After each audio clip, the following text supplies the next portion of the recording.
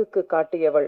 பசி தூக்கமின்றி வயிற்றிலும் மார்பிலும் சுமந்து வாழும் தெய்வமாக அம்மா. அன்பு, அரவணைப்பு, பாசம், பரிவு, பொறுமை, பொறுப்பு, நிதானம், கருமை, கடனை, தன்னலமின்மை, தியாகம் என்று தரணி எங்கும் தேடியும் தீரா ஒளியில் பரவி நிற்கும் தாய் என்னும் உயிர். பேபி போல் அத்தனை வாழும் தெய்வத்திற்கும் இந்த படம் சமர்ப்பணம். வாழ்த்துக்களோடு படக்குழுவினரை மேடைக்கு அழைக்கிறோம்.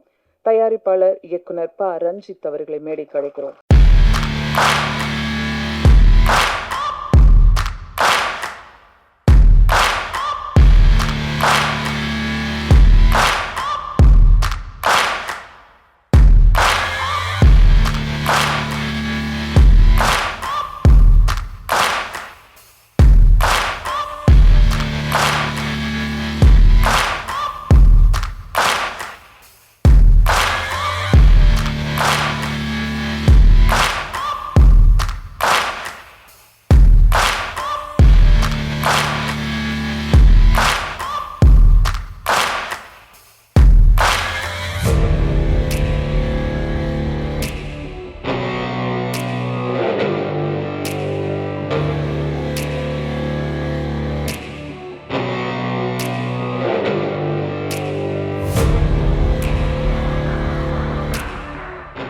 படத்தில் நிறையா ஒரு ஹாப்பி இருக்கும், நிறையா ஃபன் இருக்கும், நிறையா சிரிச்சிட்டே இருக்கலாம். அந்த சீன் தான் படமே ஆக்சுவலாக. இது ஒரிஜினல் ஸ்டோரினால இது படிக்கும் போது எனக்குமே என்னோடய அம்மா ரீசெண்டாக தவறினாங்க. ஸோ அதோட நினைவுகள்லாம் ரொம்ப டிஸ்டர்ப் பண்ணிச்சு. ஸோ இந்த படம் எல்லாரோட அம்மாவோட நினைவுகள் அண்ட் நம்ம எந்த விஷயத்துலலாம் அம்மா மிஸ் பண்ணியிருக்கோம் அப்படின்றத ரீகால் பண்ணுற மாதிரி ஒரு ஒரு பெரிய ஒரு ட்ராவலாக இருக்கும் இந்த படம். இந்த படத்தில் மியூசிக் சைடில் ஒர்க் பண்ண எல்லாருமே பெரிய பெரிய ஆர்டிஸ்ட். லிரிசிஸ்ட் பொறுத்த வரைக்கும் legend Kabilan sir, Umadevi ma'am, Vivek sir and Roshan Jamrock எல்லாருமே படத்துக்காக வந்து கதையை கேட்டு ரொம்ப அவங்களோட மதரோட கனெக்ட் பண்ணி எல்லா லிரிக்ஸ் எழுதினாங்க.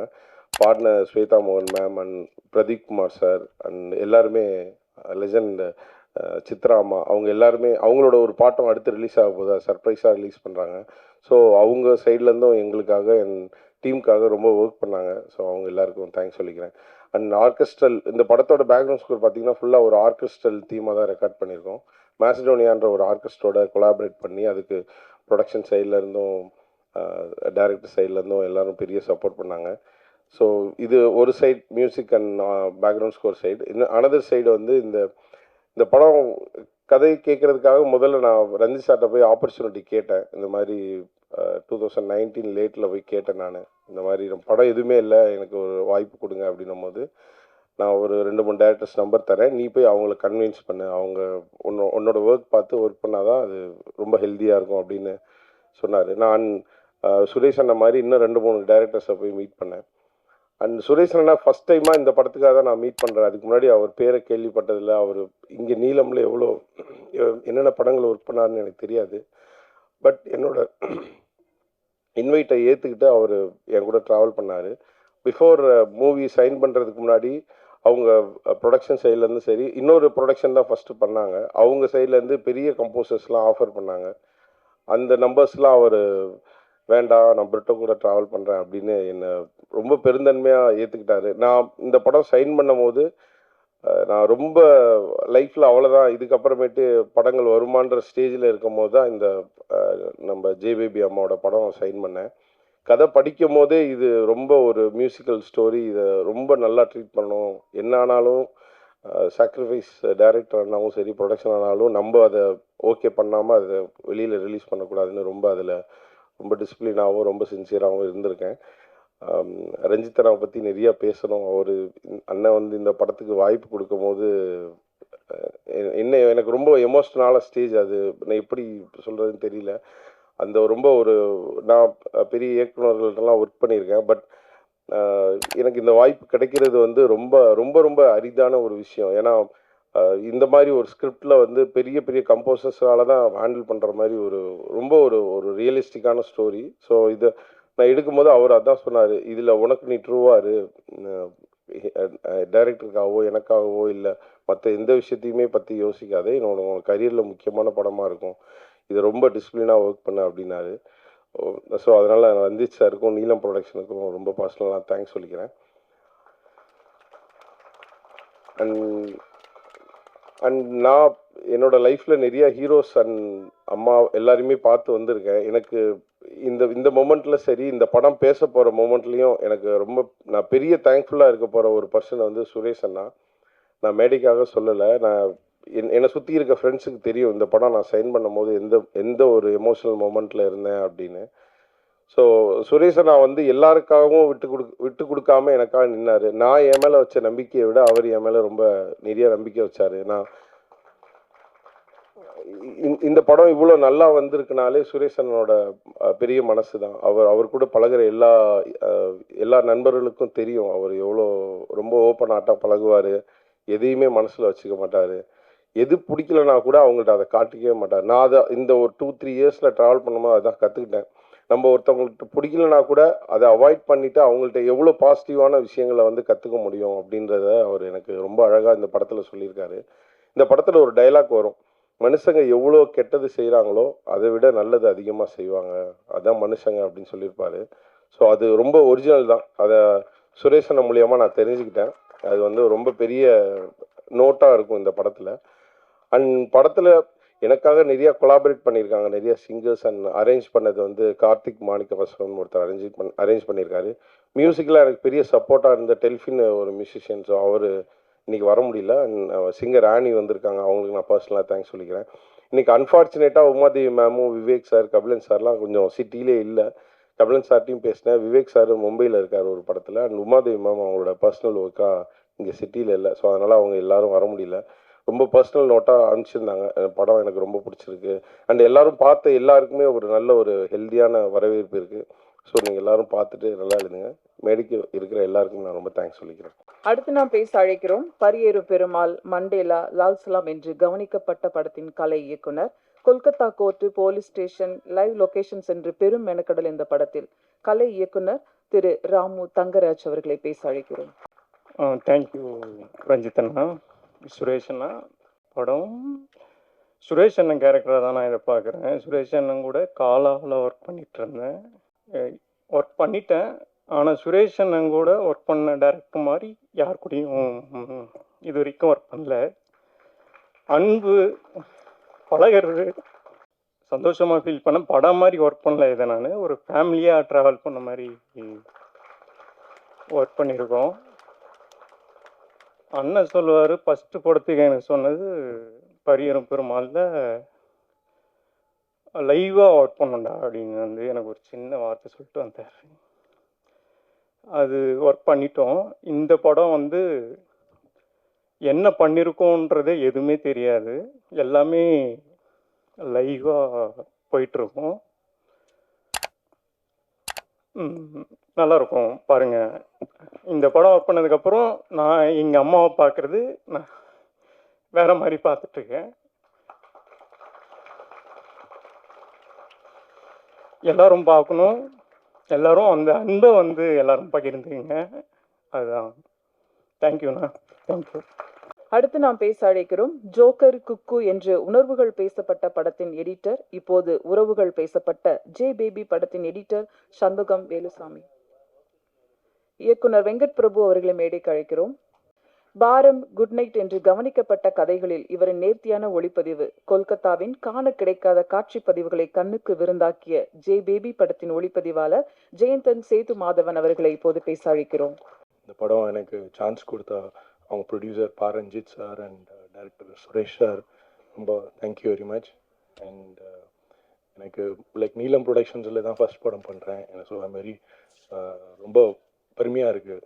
ஸோ நீலம் ப்ரொடக்ஷன்ஸ் ஒரு படம் பண்ணுறது, ஸோ எனக்கு ரொம்ப நாள் ஆசை இந்த மாதிரி படம் பண்ணோன்னு. ஸோ எனக்கு சான்ஸ் கிடச்சது வந்து like thank you very much for that.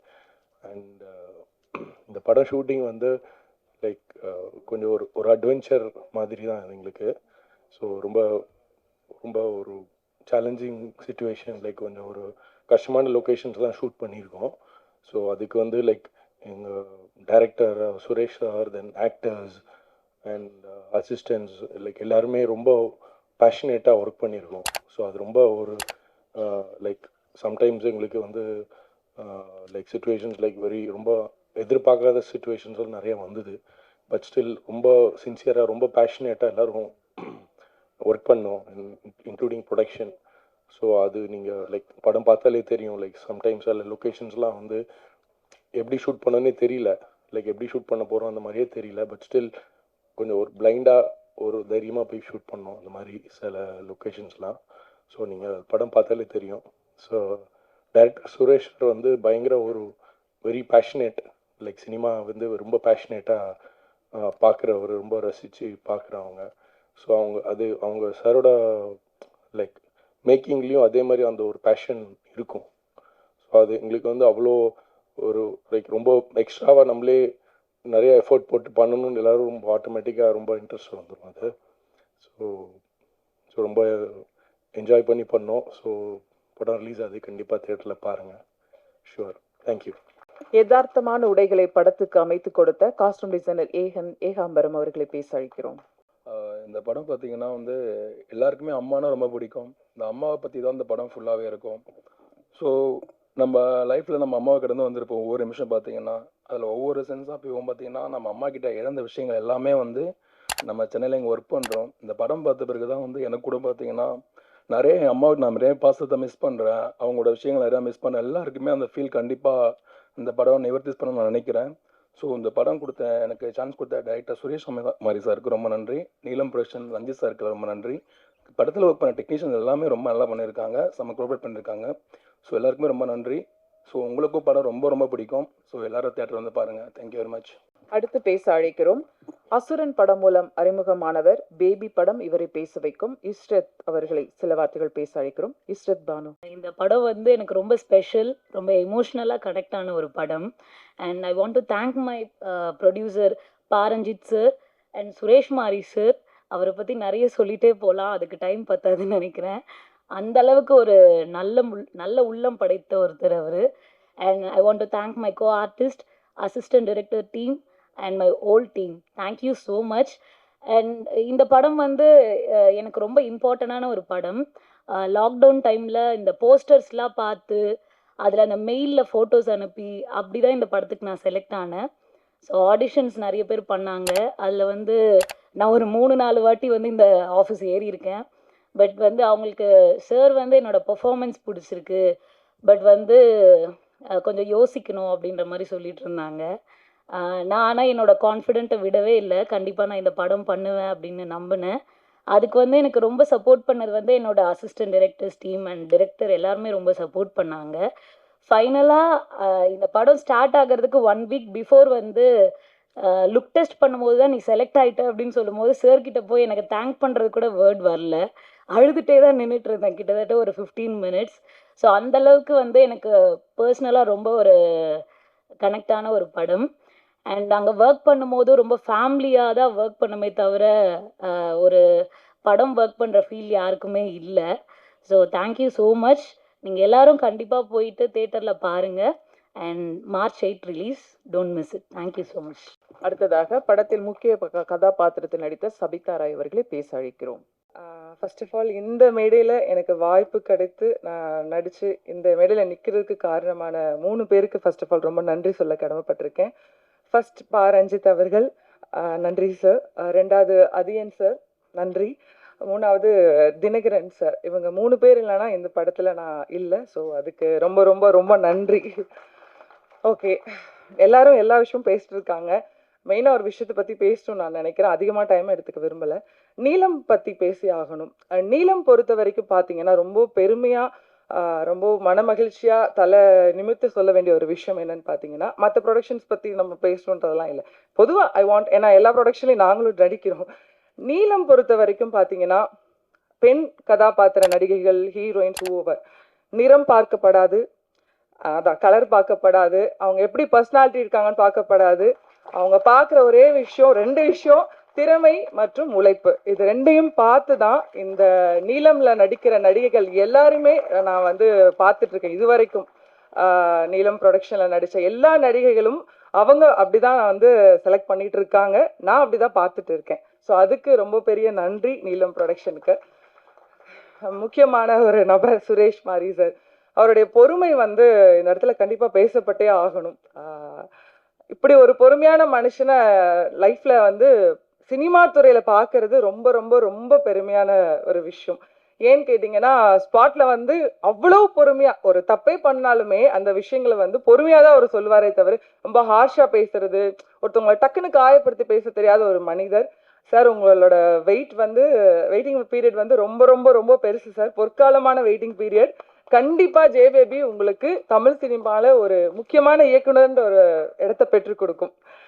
அந்த அளவுக்கான ஒரு பொறுமையான, நல்ல திறமைசாலியான மனிதர். ஊர்வசி அம்மா.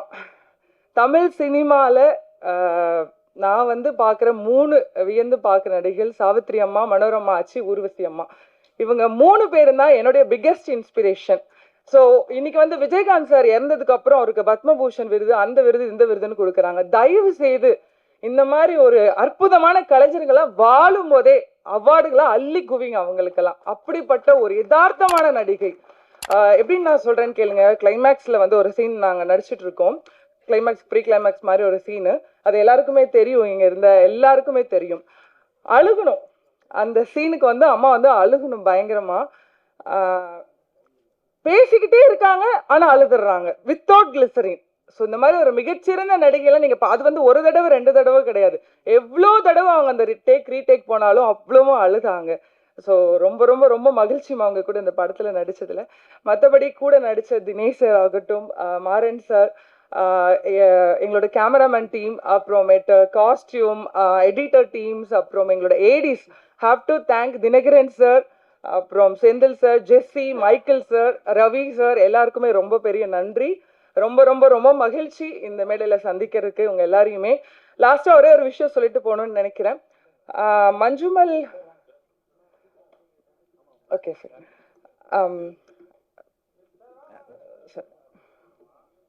இப்போ ரீசெண்டா ஒரு இன்டர்வியூ பார்த்தோம். சார் உட்கார்ந்து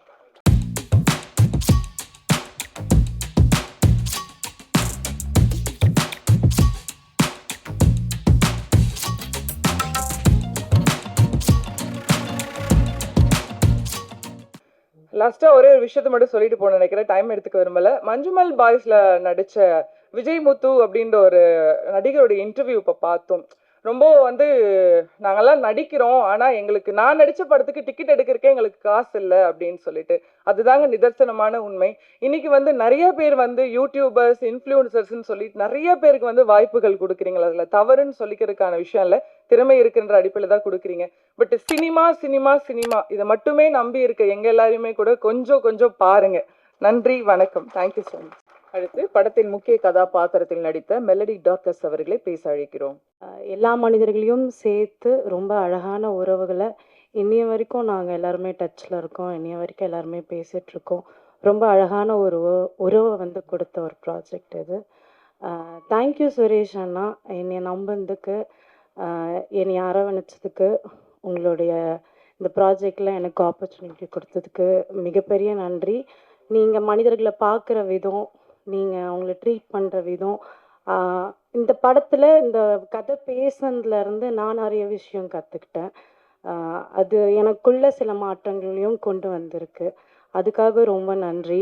நன்றி நீலம் ப்ரொடக்ஷன் அண்ணா, ரஞ்சித் அண்ணா, thank you so much for giving. இந்த மாதிரி கதைகளெல்லாம் வந்து சமூகத்துக்கு கொண்டு சேர்த்துட்டே இருக்கீங்க, அதுக்காக மிகப்பெரிய நன்றிகள்.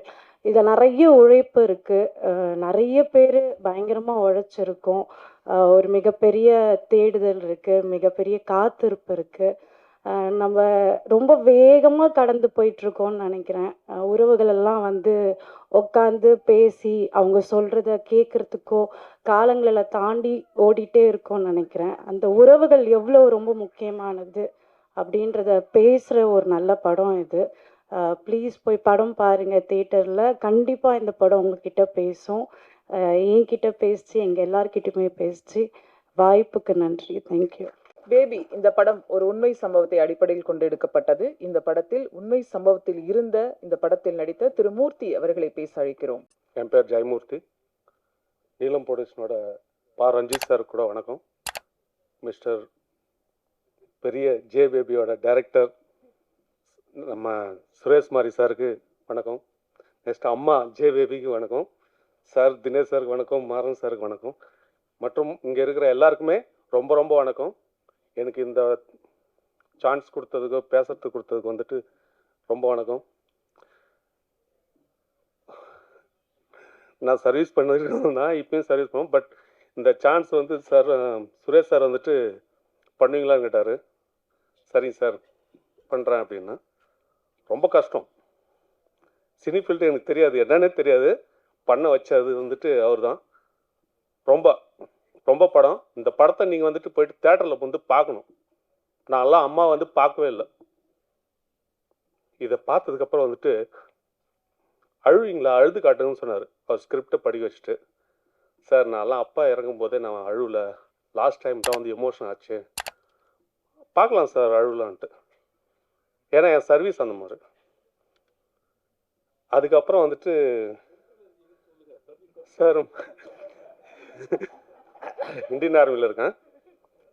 ஸோ அது நீங்கள் தெரிஞ்சுக்குவீங்க. இப்போ நான் சொல்லியாச்சுன்னா அது உங்களுக்கு தெரியாத போயிடும்ல. அது வந்து நீங்கள் தேட்டரில் போய் பாருங்க, அது தெரியும்.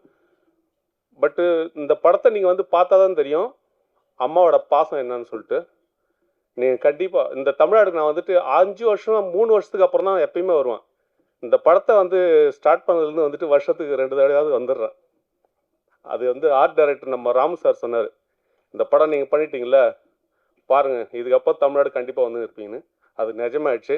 அதே மாதிரி இந்த படம் வந்துட்டு நான் வந்து படமாக பண்ணல, ஃபேமிலி டைரக்ஷனாக தான் எடுத்துன்னு போனார் நம்ம டைரக்டர் சுரேஷ் சார். அதே மாதிரி செதுமாதவன் சார் ரொம்ப ரொம்ப டே நைட்டு ரொம்ப ஃபஸ்ட் கிளாஸ் பண்ணியிருக்காங்க. இது நீங்கள் போனீங்கன்னாக்கா தனியெல்லாம் போய் பார்க்காதீங்க, வீட்டு குடும்பத்தோடு போங்க. அம்மா இல்லைன்னா அம்மா வந்து கண்டிப்பாக கூப்பிட்டு போங்க.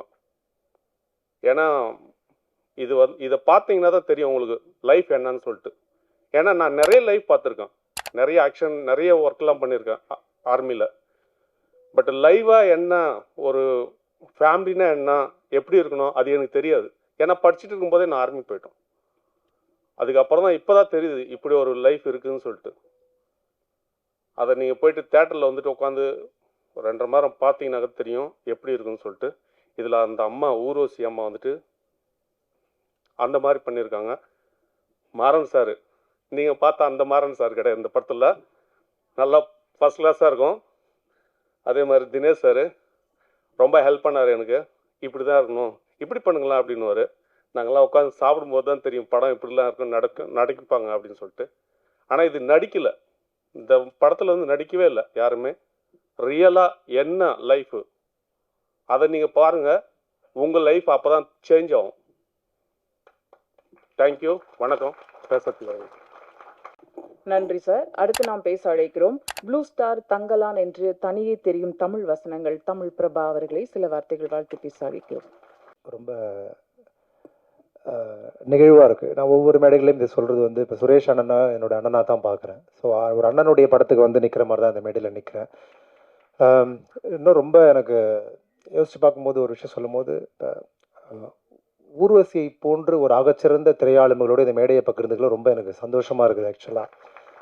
ஏன்னா இந்த ஸ்கிரிப்டை வந்து சுரேஷனை வந்து என்கிட்ட திரைக்கதையாக படிக்க கொடுக்கும் பொழுது நான் வாசித்தேன். அதில் 2 விஷயம் எனக்கு மெயினாக தோணுச்சு. என்னென்னா, இந்த திரைக்கதை வந்து ரொம்ப ஒரிஜினலாக இருந்தது. ஒரிஜினலாக நான் என்ன சொல்கிறேன்னா, சினிமாக்கள் திரைப்படங்கள் பார்த்து ஒரு திரைக்கதை எழுதும்பொழுது நம்மை மீறி அதில் சில கிளிஷேஸ் வந்து உள்ளே வந்துடும். நம்ம பார்த்த சினிமாக்களுடைய சப்கான்ஷியஸ் வந்து உள்ளே அப்ளை ஆகிடும். ஆனால் இந்த திரைக்கதை வந்து ஒரு மனித வாழ்வினுடைய அபத்தங்களை வந்து இவ்வளோ உணர்வுபூர்வமாக சொல்லக்கூடிய ரொம்ப ஒரிஜினலாக அவர் எழுதியிருந்தார். ஸோ அதை படித்து முடிச்சோன்னா கேட்ட ஒரே கேள்வி அவர்கிட்ட, இந்த அம்மா கேரக்டர் யாருன்னா பண்ண போகிறா அப்படின்ற மாதிரி தான் நான் அவர்கிட்ட கேட்டேன் நான்.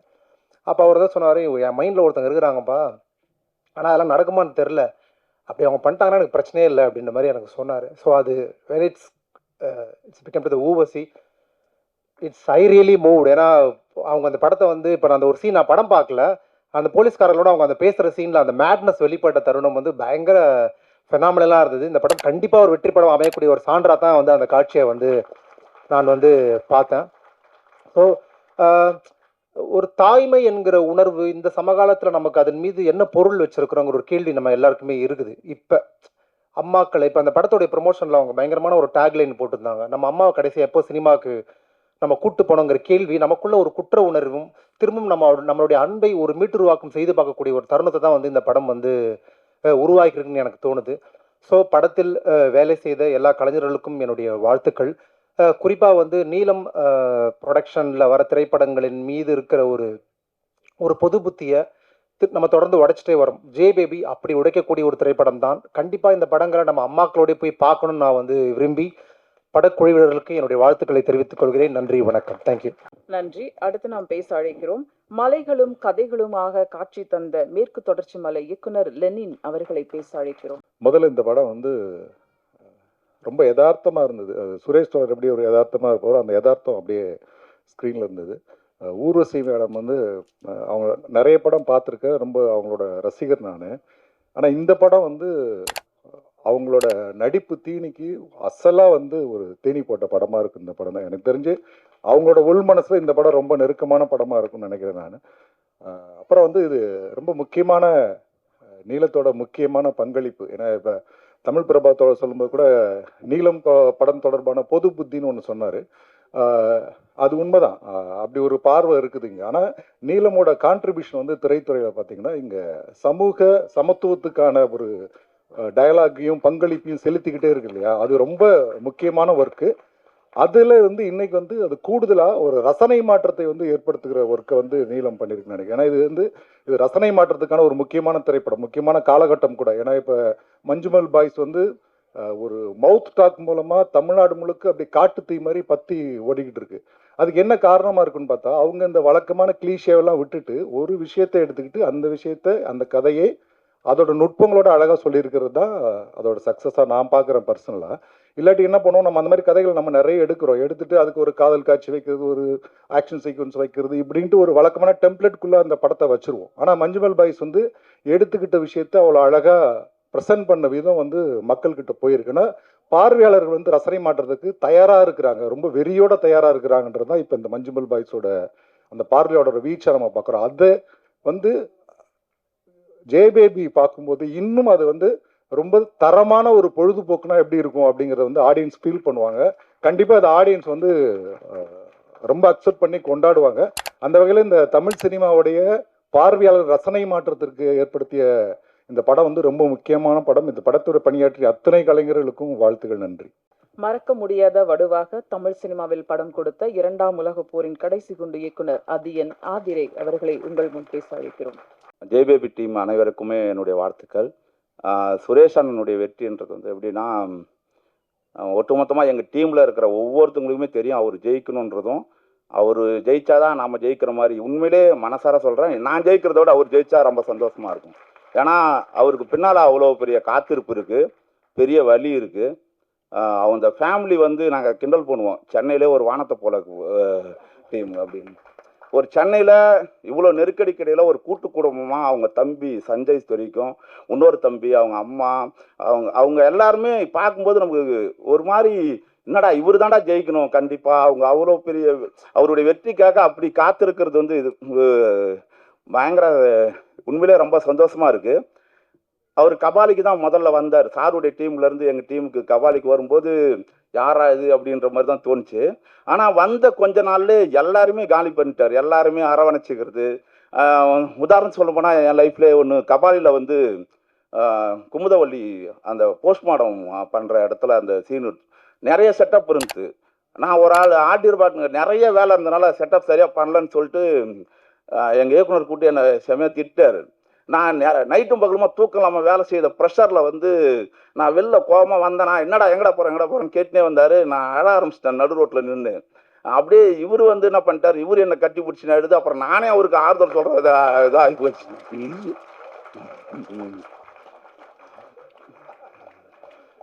அப்புறம் வந்து சென்னையில் பயங்கரமாக வெள்ளம் போயிட்டு இருந்து கோவாவில் வந்து ஷூட்டிங், நான் மயம் கோபி மேலே வந்து கார் ஏற்றணும், அந்த ஷாட்டு இருந்துச்சு. பார்த்தா திடீர்னு இன்ட்ரோ இது பிரேக் டைமில் தலைவனை ஒரு மணி நேரத்துக்கு மேலே ஆளை காணோம். என்னடான்னு சொல்லிட்டு பார்த்தா கண்ணெல்லாம் தேங்கி அழுது தொடச்சி வந்திருந்தார். என்னண்ணா அப்படி வெள்ளத்தில் நாய் செத்துருச்சுரா, வீட்டில் எல்லாரும் 2 நாளாக சாப்பிடாமல் இருக்கிறாங்கடா, இன்றைக்கி தான் தெரிஞ்சு எனக்கு சொன்னாங்க, ரொம்ப கஷ்டமாயிடுச்சுரா, இங்கே தான் அழுதா நீங்கள் தான் இது பண்ணி சொல்லிட்டு தான் நான் போய் தனியாக இழுத்து வந்தேன்டா அப்படின்னு. அதை மாதிரி வந்து சுரேஷ் அண்ணா அவருடைய ஈரம் உண்மையிலே என் வாழ்க்கையில் நான் சந்தித்த ஒரு 5 நபர் ரொம்ப நெருக்கமாக. எங்கள் அப்பாக்கிட்ட எப்படி நான் வெளிப்படையாக இருப்பணும், எங்கள் அம்மாக்கிட்ட எப்படி இருக்கணும், ஒரு துளியால் கூட நம்மளை ஈகோ பார்க்காம நம்ம பேசக்கூடிய மனிதர்கள் சில பேர் தான் கிடைப்பாங்க. அதை மாதிரி சுரேஷ் அண்ணா வந்து எப்பயுமே என் வாழ்வில் மறக்க முடியாத, நான் விலகி போகக்கூடாது நினைக்கக்கூடாத ஒரு ஆள். அதே மாதிரி நம்ம ஹீரோ தினேஷ், நான் அவரோட 2 படம், என் படத்தில் 2வது படமாக ஹீரோவை நடிக்கிறாரு. நான் எத்தனை படம் எடுத்தாலும் அந்த படத்தினுடைய ஹீரோவாக நான் அவர் கண்டிப்பாக நான் நினச்சி பார்க்குறேன். அந்த அளவுக்கு நான் இன்னும் 4-5 கதைகள் நான் எழுதிட்டு இருந்தால் கூட எல்லாத்துலேயுமே அவர் பொருந்துவார். அந்த அளவுக்கு ஒரு அற்புதமான கலைஞர். மற்ற எல்லாருமே நடிச்சவங்க எல்லாருமே நம்ம எல்லாருமே தெரிஞ்சவங்க தான். எல்லாரும் நம்ம தோழர்களாக சேர்ந்து இந்த வேலை செய்திருக்குது. ரொம்ப மகிழ்ச்சி. நன்றி. அறிமுகமாகும் எல்லா இயக்குனர் விழாக்களிலும் அது என்ன கூப்பிட்டோம்னா நிறைய விஷயங்கள் இந்த மாதிரி தெரியும். நன்றி சார், தேங்க்யூ. அடுத்ததாக நாம் பேச அழைக்கிறோம் தேகம் முறைய தேடலுடன் ஒரு கதை கொடுத்த பொம்மை நாயகி ஷான் அவர்களை பேச அழைக்கிறோம். இப்போ அதியன் தோழர் சொன்ன மாதிரி அவரோட எமோஷன், சுரேஷனோட எமோஷன் எல்லாமே எவ்வளோ ஃபன்னாக சொன்னார். கிட்டத்தட்ட இந்த படம் பார்க்கும்போது எனக்கு இந்த எமோஷனும் ஃபன்னும் வந்து இந்த சேர்ந்து வர படங்கள் இருக்குல்ல, ஸோ எமோஷனாக ஒரு படம் எடுக்கிறது இல்லை ஃபுல் அண்ட் ஃபுல் ஃபன்னாக ஒரு படம் எடுக்கிறது தாண்டி இந்த ஃபன்னும் எமோஷனும் சேர்ந்து ஒரு விஷயத்த இந்த படத்தில் இருக்குன்னு நம்புறேன். இன்னும் இப்போ எல்லாம் மஞ்சுவல் பாய்ஸ் சொன்ன மாதிரி நாங்கள் பாரஞ்சித் பாய்ஸ்ன்னு வச்சுக்கோமே. அதில் வந்து சுரேஷ் அண்ணா வந்து என்னை பொறுத்தவரை சீனியர். அவர் எல்லாரும் நான் ஒத்துப்பாங்கன்னு நினைக்கிறேன். அவரோட எக்ஸ்பீரியன்ஸும் சரி, அவரோட ட்ராவலும் ஜேர்னினா இந்த ஜேபேபியோட ஜேர்னி வந்து ரொம்ப பெருசு. அது இங்கே படக்குழு எல்லாம் சொன்னாங்க. அது இல்லாமல் அவரோட ஜேர்னி இந்த டீம்லே, இப்போ நான் வந்து இந்த டீம்ல இந்த ப்ரொடக்ஷனில் படம் எடுத்தனால இந்த டீம், அது இல்லாமல் எல்லாருமே ஒத்துக்கிற ஒரு விஷயம், அவரோட எக்ஸ்பீரியன்ஸ் வந்து பயங்கர பெருசு. ரஞ்சித் அண்ணனோட பெருசுன்னு நினைக்கிறாங்க அவரோட எக்ஸ்பீரியன்ஸு. இந்த காத்திருப்புலாம் சொல்றதை விட அந்த எக்ஸ்பீரியன்ஸும் அந்த ஜேர்னியும் அதை தாண்டி அவர் வாழ்க்கையிலேருந்து இந்த கதையை எடுத்தார்ல, அதான் இந்த ஃபர்ஸ்ட் படத்தோட இயக்குனர்லேருந்து இந்த அவங்க லைஃப்லேருந்து எடுக்கிற கதை, அவங்க குடும்பத்துலேருந்து இல்லை அவங்க தெரிஞ்சவங்கலேருந்து அவங்க ஃபீல் பண்ண ஒரு விஷயம், அதை எமோஷனாக சொல்கிறத தாண்டி ஒரு ஃபன்னாகவும் சொன்ன ஒரு விஷயம் வந்து, ஏன்னா அவர்கிட்ட இவ்வளோ ஃபன் இருக்குன்னு எனக்கு தெரியவே தெரில. ஏன்னா ஊர்வசி மேடம் பார்க்கும்போது எனக்கு வந்து, ஏன்னா அவங்க மிகப்பெரிய ஆளுமை. ஏன்னா இப்போ நம்ம ஹீரோஸை வந்து சொல்கிறோம், புனைப்பெயர் வச்சுலாம் சொல்கிறோம், சூப்பர் ஸ்டாரு, சுப்ரீம் ஸ்டாரு எல்லாம் நிறையா சொல்கிறோம்ல. இப்போ ஹீரோயின்ஸுக்கு வந்து அந்த மாதிரி ஒரு பேர் வைக்கணும்னா அதில் என்ன ஒரு டாப் மோஸ்ட் பேரோ அது வந்து ஊர்வசி மேடம் வைக்கலாம். ஏன்னா அந்த அளவுக்கு வந்து, ஏன்னா அவங்களோட படங்கள்லாம் நாங்கள் எத்தனை படம் பார்த்துருப்போம். அவங்களோட படங்கள்லாம் பாக்கியராஜ் சார் படம்லேருந்து, கமல்ஹாசன் சார் படம்லேருந்து, ஏன்னா கமல்ஹாசன் சார் முன்னாடியெல்லாம் நின்று நடிக்கிறதெல்லாம் எப்படி முடியும் நம்மளாம் பார்ப்போம் சின்ன வயசுலேருந்து, சினிமாவுக்கு வரதுக்கு முன்னாடியே. ஏன்னா அந்த அளவுக்கு அப்போ சின்ன வயசுலேயே அவர் வந்து பயங்கர ஆளுமையாக இருக்கும் அவரோட நடிப்பெல்லாம். அவர் முன்னாடியே அசால்ட்டாக நடிச்சிட்டு இருப்பாங்க இவங்க. அது வந்து அது அப்போலேருந்தே பார்க்கும்போது தெரியும். இந்த ஜேபேபி பார்க்கும்போது இன்னும் அவங்களோட கதாபாத்திரமும் சரி, அவங்களுக்கு ஏற்ற மாதிரி என்னமோ அவங்களுக்காகவே எழுதின கதாபாத்திரம் மாதிரி இருக்குது. நிச்சயமாக வந்து இங்கே வந்திருக்கிற எல்லாருமே ஒரே விஷயம் நினைக்கிறது வந்து, சுரேஷ் அண்ணனோட அந்த ஜேர்னி எக்ஸ்பீரியன்ஸ்லாம் தாண்டி அவரோட வெற்றி மார்ச் 8ஆம் தேதி அது வந்து நிச்சயமாக வந்து இந்த படம் மிகப்பெரிய வெற்றி அடையும். எல்லாரும் வந்து எல்லாம் சொன்ன மாதிரி தேட்டருக்கு வந்து பாருங்கள், குடும்பத்தோடு வந்து பாருங்கள். இது கட்டாயப்படுத்துறதை தாண்டி கண்டிப்பாக நீங்கள் வருவீங்கன்னு நான் நம்புகிறேன். இந்த படத்துக்கு வந்து எல்லாருமே வந்து ஒன்ஸ் இது வந்து பார்த்ததுக்கப்புறம், முதல் காட்சி பார்த்ததுக்கப்புறம் எல்லாருமே அடுத்தடுத்த காட்சிக்கு குடும்பத்தோடு வந்து பார்ப்பீங்க நம்புகிறேன். அதோட ப்ரெஸ்ஸோட சப்போர்ட் எல்லாமே வந்து கடைசியாக ரஞ்சித்தனனுக்கு நன்றி. எல்லாருக்கும் நன்றி. அடுத்து நாம் பேச அழைக்கிறோம் பிரம்மாண்டங்களுக்கு மத்தியில் சின்ன முயற்சியை பெரிதாக கொண்டாடிய யாத்திசை ஹீரோ சேயோன் அவர்களை பேச அழைக்கிறோம். இந்த படம் வந்து ஃபஸ்ட்டு டீசர் வந்து நான் பார்த்துட்டு தோழர்கிட்ட பேசியிருந்தேன் ஃபோனில். தோழர் படத்தோட டீசர் பார்க்கும்போது நான் எங்கள் வீட்டில் வந்து எங்கள் அம்மா கிட்ட பேசுகிறதா இருக்கட்டும், அப்புறம் அந்த மாதிரியான விஷயங்கள்லாம் நிறைய ஞாபகம் வந்தது. இந்த படத்தோட அல்டிமேட்டே வந்து அம்மாவோட லவ் தான் மொத்த. ஸோ இது கண்டிப்பாக எல்லாருமே வந்து நீங்கள் தேட்டரில் பார்க்கணும். கண்டிப்பாக இது ஒரு செம்ம ஃபேமிலி என்டர்டெயின்மெண்ட்டாக இருக்கும்ன்ட்டு எல்லாருமே நம்புகிறோம். கண்டிப்பாக இந்த வருஷத்தோட பெரிய படமாக ஜேபேபி இருக்கும். இந்த மொத்த குழுவுக்கும் வாழ்த்துக்கள். அதுக்கப்புறம் டைரக்டர் தோழர் சுரேஷ் அவருக்கும் வந்து வாழ்த்துக்கள். அதுக்கப்புறம் ஊர்வசி மேம், கண்டிப்பாக ஒரு பெரிய என்டர்டெயின்மெண்ட்டாக இருக்கும் தேட்டரில். அப்புறம் அட்டக்கத்தி தினேஷ் அண்ணன், அப்புறம் லொல்லு சபா மாறன் சார். இது கண்டிப்பாக ஒரு ஒரு ஒரு ஃபேமிலி என்டர்டெயின்மெண்ட் ப்ளஸ் எமோஷனாக கண்டிப்பாக இருக்கும். எல்லாரையும் வந்து செம்மையாக என்டர்டெயின் பண்ணோம். வாழ்த்துக்கள். இந்த படத்தில் ஒர்க் பண்ண எல்லாருக்குமே ரொம்ப நன்றி. அப்புறம் நீலம் ப்ரொடக்ஷன் ரஞ்சித் அண்ணா, ரொம்ப நன்றிண்ணா, இந்த மாதிரியான படங்கள் கொடுக்கறது ரொம்ப நன்றி. தேங்க்ஸ். அடுத்து நாம் பேச அழைக்கிறோம் கவுண்டர் காமெடியில் கரண்டி போட்டு கலக்கியவர், இன்னும் நீ பைத்தியக்காரனாவே நினைச்சிட்டு இருக்கேன்ல, வாரி தெரித்த வசனம். ஜே படம் பார்த்த பிறகு தேர்ந்தெடுத்த கேரக்டர் ஆர்டிஸ்டாகவே மாறனின் மறுபக்கம் தெரிய வரும் வடக்குப்பட்டிக்கு பிறகு பட்டியல் போடும் பல படங்கள். மகிழ்வோடு மாறனை இப்போது கவுண்டரோடு அழைக்கிறோம், வாருங்கள். உங்களுக்கு எல்லாருக்குமே ஒரு ஆச்சரியம் இருக்கும், எப்படா நீலம் ப்ரொடக்ஷனில் நான் அப்படின்னு. ஏன்னா நல்லா நடிக்க தெரிஞ்சவங்க, நல்ல படங்கள், அந்த மாதிரியான லிஸ்ட்டில் வந்து நம்ம எப்படி வந்தோன்னா நம்ம காமெடி அப்படின்னு தான் உங்கள் எல்லாருக்கும் தெரியும். நான் இதுக்கு முன்னாடி ஏதாவது ஒரு கேரக்டர் நல்லா நடித்த மாதிரி பண்ணி அப்படி கூப்பிட்டுருந்தா கூட என்ன பரவாயில்ல, அதுவும் பண்ணலை. எப்படி என்னை கூப்பிட்டாங்கங்கிற ஆச்சரியம் இந்த நிமிஷம் வரைக்கும் இருக்குது. இந்த லைனில் நான் எப்படி வந்து உக்காந்து நிற்கிறேன்ங்கிறது எனக்கு ஒன்றுமே தெரியல. நான் நிறைய பேசணும்னு நினச்சேன். என்னென்னா என்னால் இந்த சாங்கெலாம் பார்த்தனால கொஞ்சம் எமோஷனல் ஆகிடுவேன். இந்த படத்துக்குள்ள வந்து சொல்கிற விஷயங்கள் வந்து நிறைய இருக்குது. இந்த படம் ரிலீஸுக்கு அப்புறம் சொன்னதான் உண்டு, ஏன்னா நிறைய விஷயங்கள் சொல்லக்கூடாதுன்னு இருக்குது. நான் நிறைய விஷயங்கள் வந்து நான் உங்களுக்கு ரிலீஸுக்கு அப்புறம் பேசுகிறேன். எல்லாருக்கும் நன்றி, வணக்கம். நன்றி. அந்தளவுக்கு உங்களோட கான்ஃபிடென்ட் இருக்கு, வாழ்த்துக்கள். அடுத்து நான் பேச அழைக்கிறோம், அட்டகத்தி தந்த அட்ரஸ் விசாரணை 2ஆம் உலகப் போர் என்று இருந்த இடம் தெரியாமல் 20 படங்களுக்கு மேல் நடித்தவர், அதிகம் பேசாதவர், அதிரவும் பேசாதவர், பேபி மகனாக சங்கராக சரியான தேர்வு. அழைக்கிறோம் அட்டகத்தி தினேஷ் அவர்களை. எல்லாரையும் பார்க்குறது ரொம்ப நாளுக்கு அப்புறம் மீட் பண்ணுறோம். அண்ட் வெங்கட் பிரபு சார் இங்கே வந்து அட்டகத்தி அப்போ ஷூட் அப்பயே நான் எதிர்பார்த்தேன். அது ரொம்ப வருஷத்துக்கு அப்புறம் இப்போ இங்கே வந்திருக்காரு. ஒரு மாதிரி எனர்ஜி வரும், எல்லாருக்கூடையும் இருக்கிறதே சந்தோஷம்தான். அண்ட் ஜேபேபி அந்த வெயிட் இல்லை, நம்ம கொஞ்சம் வெயிட் போட்டிருந்தோம். ஆனால் படத்துக்காக அந்த வெயிட்டை கொஞ்சம் அதிகம் பண்ணி காமிச்சது. இப்போ திருப்பி நார்மல் ஆகிட்டுருக்கு. ஜேபேபி வந்து பர்சனலாக எனக்கு வந்து நான் எங்கள் அம்மா கிட்ட வந்து சின்ன வயசில் எப்பவுமே சண்டை போடுவோம்ல, அது பேச மாட்டோம். நான் அது மாதிரி பேசாமல் அவங்கள அம்மானு கூப்பிட்றது எனக்கு பிளாக் ஆகிடுச்சு. எனக்கு வாங்க போங்கன்னு ரொம்ப மரியாதையாக தான் பேசிகிட்டு இருப்பேன். இந்த படம் பண்ணிட்டு இருக்கும்போது ஒரு சீனில் அம்மாவை தேடும் போது ஒரு பெரிய ஃபேக்ட்ரி, அதில் ஃபுல்லாக ஷவுட் பண்ணி கூப்பிட்டுட்டே இருக்கணும், நல்லா சத்தம் போட்டு கூப்பிடணும். எனக்கு வந்து அதை கூப்பிடும் போது தான் ஒன்று ஓப்பனாக ஒரு பிளாக் கிளியரான மாதிரி இருக்குது. ஓகே, இந்த ஒரு சீனுக்காக தான் இந்த படம் எனக்கு அமைஞ்சிருக்கு போல இருக்குது அப்படின்ற மாதிரி எனக்கு ஃபீல் ஆச்சு. அப்புறம் ஆக்டிங்காக வந்து பார்த்தீங்கன்னா முதல்ல பண்ணும்போது பயங்கரமாக நடிக்கணும் அப்படின்ற ஒரு இன்ட்ரெஸ்ட்லாம், அப்புறம் குக்கு விசாரணை நிறைய நல்லது நடந்திருக்கு. அப்போ நிறைய கற்றுக்கணும், புதுசாக என்னென்ன பண்ணணும் அப்படின்ற மாதிரிலாம் இருந்துச்சு. ஆனால் இப்போது லைஃப் ஒரு எக்ஸ்பீரியன்ஸ் கொடுத்துருக்கோம்ல, இப்போ பார்க்கும்போது அது நம்ம எவ்வளோ சிம்பிளாக பண்ண முடியும், எவ்வளோ லேஸாக ஒரு விஷயத்தை வந்து நம்ம கடத்த முடியும், அது எவ்வளோ ஈஸியாக கொடுக்க முடியுன்ற ஒரு அந்த ஐடியா இருக்குது. அப்படி தான் நான் ஒரு லாஸ்ட் 3 படமும் அப்படி தான் ஒர்க் பண்ணியிருக்கேன். ஹோப்ஃபுல்லி அது உங்களை கனெக்ட் பண்ணணும்னு நான் நம்புகிறேன். சுரேஷ் அண்ணா அண்ட் ரஞ்சித் சார் டீம் எல்லாருக்குமே வந்து நான் தேங்க் பண்ணுறேன். Thank you very much. தேங்க்யூ. தளபதி இருவரையும் இயக்கும் வாய்ப்பு பெற்றவர், இளைய தலைமுறையர் விரும்பும் விபி, கிரவுண்ட் ஆனாலும் ஃப்ரெண்ட் ஆனாலும் மங்காத்தா ஆடும் பார்ட்டி, பிடித்த இடம் கோவா, பிடித்த உணவு பிரியாணி. இவரின் மாநாட்டிற்கு பிறகு எகிரும் எதிர்பார்ப்பு இளைய தளபதியின் கோட் பேபியை தன்னுடைய மாணவனை வாழ்த்த வந்திருக்கும் வெங்கட் பிரபு அவர்களை பேச அழைக்கிறோம். ஆக்சுவலி தினேஷ், நான் வந்து அட்டகத்தி படம் ஆரம்பித்து அது வந்து ஆக்சுவலி வந்து அந்த மங்காத்தா டைமில் தான் அது நடந்தது, ஷூட்டிங் போயிட்டு இருந்தது. அந்த டைம்லேருந்து வந்து அது ரிலீஸ் டைமில் தான் வந்து எனக்கு வந்து அது தெரிஞ்சுது, இந்த படம் முடிஞ்சிருச்சு அப்படின்னு சொல்லி தெரிஞ்சுது. அந்த சமயம் தான் வந்து ரஞ்சித் வந்து ஒரு வாட்டி படம் பார்க்கலாம், இது எப்படி ரிலீஸ் பண்ணலாம் அப்படின்னு சொல்லி பேசும்போது, அப்போ நான் வந்து ஞானவேல் சார்கிட்ட கமிட் ஆயிருந்தேன். அப்போ வந்து ஒரு வாட்டி வந்து இப்போ ஞானவேல் சார்கிட்ட வந்து இந்த படத்தை போட்டு காட்டணுன்ற போது ரொம்ப சந்தோஷமான விஷயம் என்னென்னா வந்து வெற்றிமாறன் சாரையும் வந்து அந்த ஷோக்கு நம்ம கூப்பிட்டுருந்தோம்.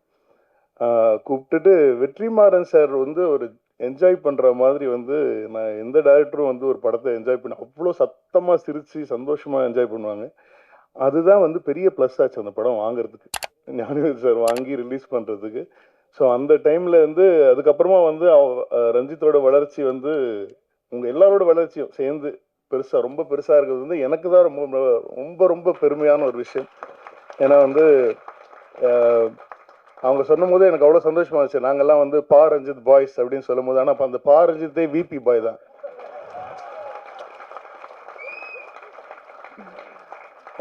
நிஜமா ரொம்ப சந்தோஷமா இருக்கு. ஆனால் ஏன்னா நாங்கள் எல்லாமே ஐ மீன் அவங்க அது முன்னாடி சின்ன சின்ன படங்கள்ல வந்து அசிஸ்டண்ட்டாக ஒர்க் பண்ணிட்டு இருக்காங்க. பட் ஆனால் வந்து நாங்கள் ஒரு குடும்பமாக சேர்ந்தது வந்து சென்னை 6,28,000 தான். ஸோ அதில் தான் வந்து நாங்கள் ஒரு ஃபேமிலியாக சேர்ந்தோம். ஸோ அதுலேருந்து ஒருத்தராக வந்து டைரக்டராகி வெற்றி பெறும்போது வந்து அது அதிக சந்தோஷம் எனக்கு தான், பெருமையும் எனக்கு தான். அதாவது வந்து நிறைய பேர் சொன்னாங்க சுரேஷோட என்ட்ரி ரொம்ப லேட்டுன்னு சொல்லிட்டு, அது நிஜமாவே உண்மையான ஒரு விஷயம். சுரேஷ் எல்லாமே நாங்கள் சென்னை 28 தான் ஆரம்பித்தோம். சுரேஷ் நாங்கள் அறிமுகப்படுத்துனது பின்னாடி உட்காந்துருக்கு அரவிந்த் ஆகாஷ், ஏரியா பசங்க அவங்க 2 பேரும். ஸோ அரவிந்த் ஆகாஷ் எனக்கு சான்ஸ் கொடு படத்தில் நடிக்கன்ற போது ஃபஸ்ட்டு சென்னை 28 அவனுக்கு சான்ஸ் கிடையாது. இல்லைடா உனக்கு கொஞ்சம் ஒரு வெள்ளையாகிற ஏரியா பையன் மாதிரி இல்லை அப்படிலாம் சொல்லிட்டு அவனை வந்து சேர்த்துக்கல நாங்கள். அதுக்கப்புறமா என்ன ஆயிடுச்சு, அவனோட கேரக்டரில் பண்ண வேண்டிய பையன் வந்து கிரிக்கெட் ஒழுங்காக ஆடாததுனால வந்து அதனால கடைசியில் வந்து அவன் வேறு வழி இல்லாமல் எங்களுக்கு தலையெழுத்து அவன் நடிக்க வச்சிட்டான். ஆனால் வந்து அவனுக்கு சான்ஸ் இல்லை படத்தில் அப்படின்னு சொன்ன உடனே அவன் வந்து என்கிட்ட சொன்னது, என் ஃப்ரெண்டு ஒருத்தன் இருக்கான் ஏரியா பையன் வந்து சுரேஷ்னு பேர், அப்போ வந்து விஷ்ணு கிட்ட இருந்தாப்லையா, விஷ்ணு கிட்ட இருந்து படம் முடிச்சுட்டு இருந்தபோது வந்து சேர்த்துக்கிறியா அப்படின்னா எனக்கும் அப்போ கரெக்டாக ஒரு ஆள் தேவைப்பட்டுச்சு. ஸோ அந்த சமயம் தான் வந்து இன்ட்ரடியூஸ் பண்ணி சுரேஷ் வந்து எங்கள் டீமில் சேர்ந்தாப்புல. இன்னும் நாங்கள் வந்து ஒரு குடும்பமாக தான் இருக்கோம். நான் உண்மையிலே வந்து நான் இந்த படம் பார்க்கல, ஆனால் எங்கள் வீட்டில் பார்த்துட்டாங்க. அவங்கெல்லாம் பயங்கரமாக என்ஜாய் பண்ணி ரொம்ப சந்தோஷப்பட்டாங்க. ஏன்னா யாரோ ஒருத்தங்க சொன்னாங்க, சுரேஷ்க்கு இவ்வளோ ஃபன் தெரியுமா அப்படின்னு சொல்லி சொன்னாங்க. ஆனால் உண்மையிலேயே வந்து அவர் முன்னாடி பண்ண கதையை மட்டும் இப்போ பண்ணியிருந்தாருன்னா வந்து அது அவ்வளோ பயங்கரமான ஃபன்னான ஒரு ஸ்கிரிப்ட் தான் வந்து ஃபஸ்ட்டு என்கிட்டயே சொன்னாப்புல, இந்த ஒரு ஐடியா இருக்குது சார் கேளுங்க அப்படின்னு சொல்லிட்டு. அந்த ஐடியாவும் வந்து அவர் வாழ்க்கையில் நடந்த ஒரு உண்மை சம்பவம். அந்த சம்பவத்திலையும் அரவிந்த் ஆகாஷுக்கு பங்கு இருக்குங்கிறது வந்து ஒரு ஒரு செய்தி. பட் ஆனால் வந்து எனக்கு ரொம்ப ரொம்ப சந்தோஷம். அதாவது வந்து இப்போ இருக்கிற சுச்சுவேஷனில் வந்து இப்போ எல்லாருமே வந்து ஒரு மஞ்சுவேல் பாய்ஸ் வந்து அவ்வளோ கொண்டாடிட்டு இருக்கோம்.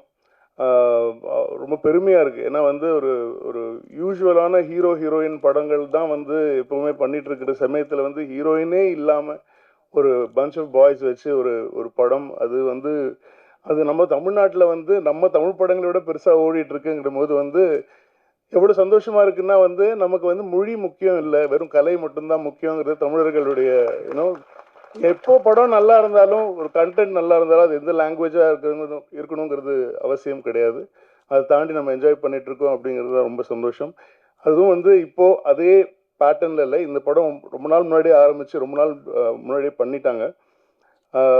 ஊர்வசி மேடம் வச்சு ஒரு ஃபிலிம் அப்படின்னு சொல்லும் போது வந்து அது வந்து அவ்வளோ எக்ஸைட்டிங்காக இருக்குது கேட்குறதுக்கு. ஏன்னா அவங்க அவ்வளோ பெரிய ஒரு என்டர்டெய்னர், அவ்வளோ பெரிய ஒரு ஆக்டர், அவங்களோட ஃபேன்ஸ் தான் எல்லாருமே.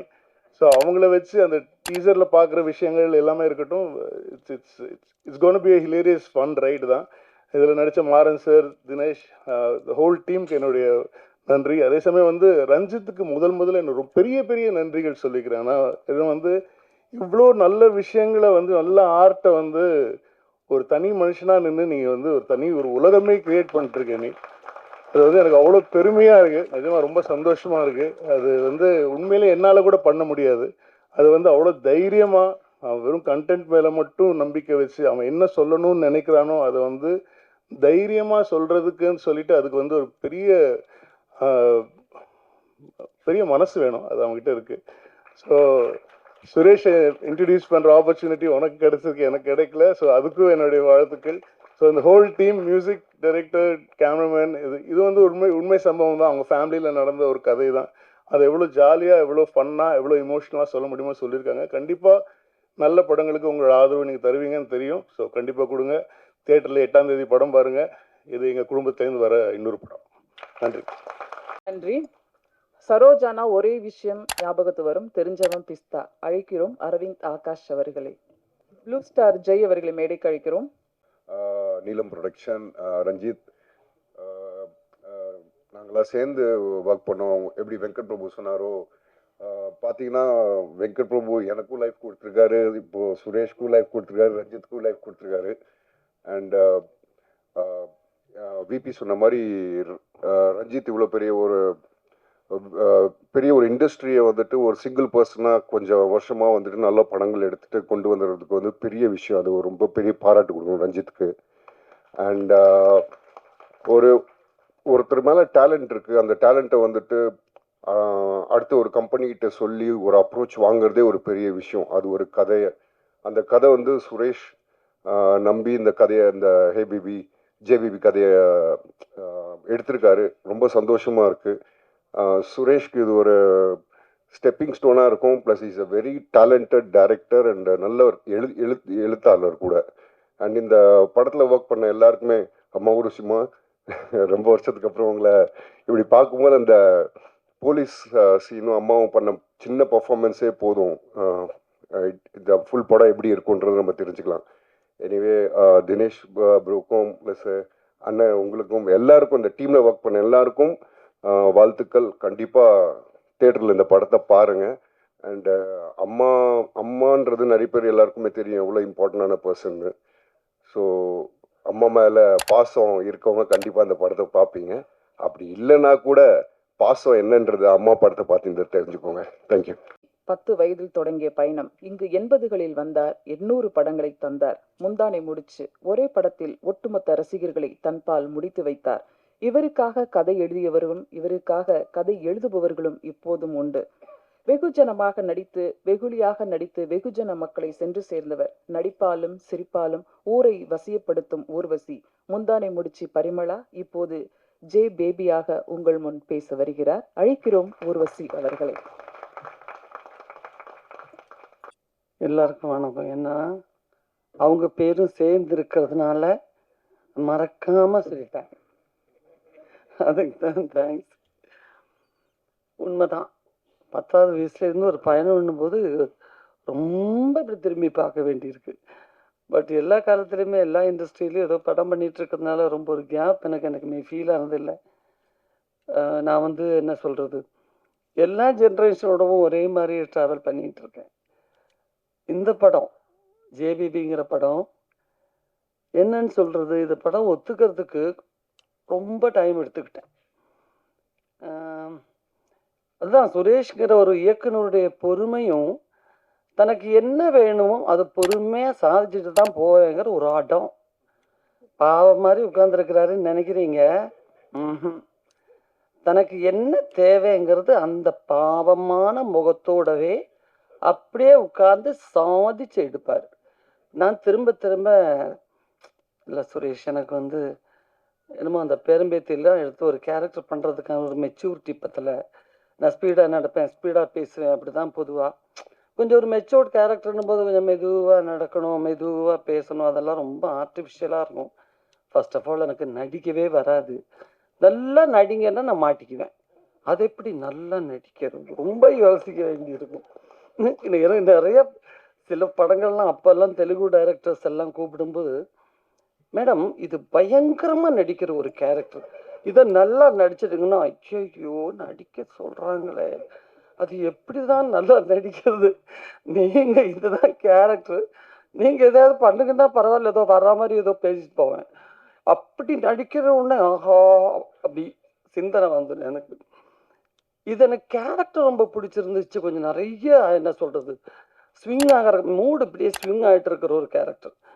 இந்த நேரத்தில் என்ன பண்ணுன்னு தெரியாது, அடுத்த சீனில் அப்படியே சிரிச்சுக்கிட்டே ஆரம்பிக்கிற மாதிரி இருக்கும், திடீர்னு கடைசியில் அழுதுடும். அப்புறம் ரொம்ப சீரியஸாக ஆரம்பிச்சுட்டு கடைசியில் பார்த்தா ரொம்ப ஃபன்னாக இருக்கும். ஸோ ஒரு கேரக்டருடைய நான் நினைக்கிறேன் ரொம்ப வருஷத்துக்கு அப்புறம் அப்படி தான் சொல்லணும். மற்றதெல்லாம் ஒரு ஜோனர் சொல்லிடுவாங்க, இது ஹியூமர் பேஸ்டு ஃபிலிமா, இது ரொம்ப சீரியஸான ஒரு ஃபிலிம், இல்லைன்னா இது ஒரு ஆக்ஷன், இது ஒரு கிரைம் த்ரில்லர், இது கோஸ்ட்டு, இப்படி எல்லா படத்துக்குமே ஒரு ஒரு என்ன சொல்கிறது, ஒரு கிருத்தியமான ஒரு சுபாவம் இருக்கும். இப்படி தான் இந்த கேரக்டர்ஸ் எல்லாம். பட் இதில் அப்படி சொல்ல தெரியல, இதுதான் கதை அப்படின்னு அவர் ரொம்ப விளக்கமெல்லாம் எனக்கு சுரேஷ் சொல்லவே இல்லை. ஆனால் கடைசியில் வேற வடிவெல்லாம் சொன்ன முடியாது சுரேஷ், பிகாஸ் என் ஏஜில் இருந்து ஓரளவுக்கு இருக்கிற ஒரு கேரக்டர்னா கூட பரவாயில்ல. என் பையன் 4வது தான் படிக்கிறான், என் பொண்ணெல்லாம் திட்டுவா, அவங்க கூட இருக்கிற பசங்க உங்களை பொண்ணை பாட்டின்னு சொல்கிற அளவுக்கு கேரக்டர்லாம் பண்ணி வச்சிடாத, இது ஆண்டியோட நிறுத்திக்கோ அப்படின்னுவா. நான் அவளும் காலேஜில் படிக்கிறா, சிலதெல்லாம் அவங்களுக்காகவும் பண்ண வேண்டியிருக்கு. எல்லாம் சொல்லி முடிச்சு கடைசியில் சுரேஷ் முகத்தை பார்த்தா எனக்கே டவுட் வரணும், இவர்கிட்ட தான் சொன்னேன் நான் ரொம்ப நேரமா, இல்லை ஒரு காதலை விழலியா? சரிம்மா சரிம்மா, இல்லை நான் சொன்னது உங்களுக்கு புரிஞ்சிச்சா சுரேஷ்? புரியுது. சரிம்மா, அப்போ நம்ம என்ன பண்ணலாம், எப்படி பண்ணலாம்? சார் நான் அதுதானே சொல்கிறேன், இந்த மாதிரிலாம். ஓ கரெக்ட் கரெக்ட், ஆமாம்மா சொன்னீங்கல்ல. சரி அப்போ எப்போ ஷூட்டிங் வச்சிடலாம் சார்? திரும்ப திரும்ப திரும்ப கடைசியா வந்து ஒரு லேப்டாப் எடுத்துட்டு வந்துட்டு, ஆமா இதுதான்மா அது. சுரேஷ் இருக்கட்டும் சுரேஷ், அது மூடுங்க முதல்ல. இது இருக்கட்டும், நான் தான் சொன்னேனே இந்த மாதிரி சில அது கரெக்டுமா, நீங்க சொல்லிட்டீங்க ஓகே, ஆனா இதை பாருங்க. எடுத்து ஓபன் பண்ணி அவர் பாட்டுக்கு தான் நினைச்சது சாதிக்காம இந்த வீட்டுல இருந்து போறது இல்லைன்னு முடிவு பண்ணிட்டார். நம்ம அப்படி ஒருத்தர் கங்கணம் கட்டிக்கிட்டு வந்தா நம்ம மாட்டிக்குவோம். நம்மளும் ஐயோ என்ன பண்றது, துப்பாக்கி எடுத்துட்டு மரியாதையா நடிக்கிற இல்லைன்னா கூட பரவாயில்ல, என்ன மிரட்டுற அப்படின்னு கேட்டுடலாம். இது ஒன்றும் மிரட்டல் கிடையாது, உருட்டல் கிடையாது, பெரட்டல் கிடையாது.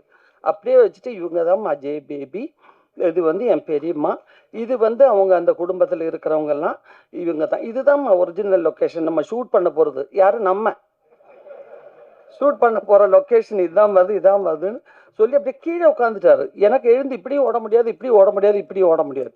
நானும் அந்த சோஃபால அப்படியே உட்காந்துட்டேன். கடைசியில் என்ன பண்றது, ஷூட்டிங் டேட்டை பத்தி பேசுங்க, மற்ற ஃபார்மாலிட்டி எல்லாம் யார்கிட்ட பேசணும். இந்த 2 வார்த்தையை 1 மணி நேரமா பேசி பேசி எனக்கு வேற வழியில சரியா படம் பண்றேன் அப்படிங்கிற முடிவுக்கு நான் வந்தேன். ஆனா அந்த பொறுமை அந்த ஷூட்டிங் முழுக்க முழுக்க நான் கவனிச்சேன். ஏன்னா ஒரு படம் என்னதான் அந்த வாழ்க்கையில நடந்த சம்பவமா இருந்தும் கூட எப்பவாவது ஒரு இயக்குனருக்கு ஒரு சின்ன பதட்டம், இல்லை பப்ளிக் ரோடில் நிறைய ஷூட் பண்ணியிருக்கோம். இந்த கேமரா ஜெயந்தையும் ரொம்ப ஒத்துக்கணும்.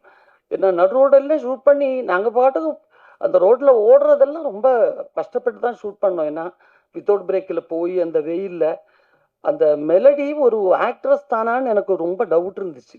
ஒரு 5-6 நாள் இந்த பொண்ணு இந்த கூட்டத்தில் இருந்து வந்துச்சா, இல்லை இந்த ஃபேமிலியில் இருக்கிற பொண்ணா, அப்படி ஒரு இமோஷனலான ஒரு முகம், அவ்வளோ நேச்சுரலான பெர்ஃபார்மன்ஸ். அண்ட் நம்ம தினேஷும் மாறனும் எல்லாருமே, நான் தினேஷுடைய ஒரு ரசிகன்னு சொல்லணும். ஏன்னா அவ்வளோ ஒரு என்ன சொல்கிறது, மனசு முழுக்க அந்த கேரக்டரு அந்த இமோஷனை ஏற்றுக்கிட்டு அப்புறம் தான் வெளியே வரும். இப்போ நான் பிகினிங் டேஸ்லாம் சுரேஷ்ட கேட்டேன், சுரேஷ் ஒன்றும் தினேஷ் முகத்தில் ஒன்றுமே இருக்கிற மாதிரி தெரியல, அப்படியே ஒரு சன்னியாசினியுடைய நிசங்கமான ஒரு முகம். இதை வச்சுட்டு நமக்கு நிறைய இமோஷனல் சீன்லாம் வருது. நான் படங்கள்லாம் பார்க்கும்போது நல்லா இருந்தது, அட்டகத்தி, விசாரணை எல்லாம் பார்க்கும்போது இருந்தது. அப்படிதான் இதில் இருக்குமா, இருக்கும் அதெல்லாம் இருக்கும், ஒன்றும் கவலைப்படாதீங்க.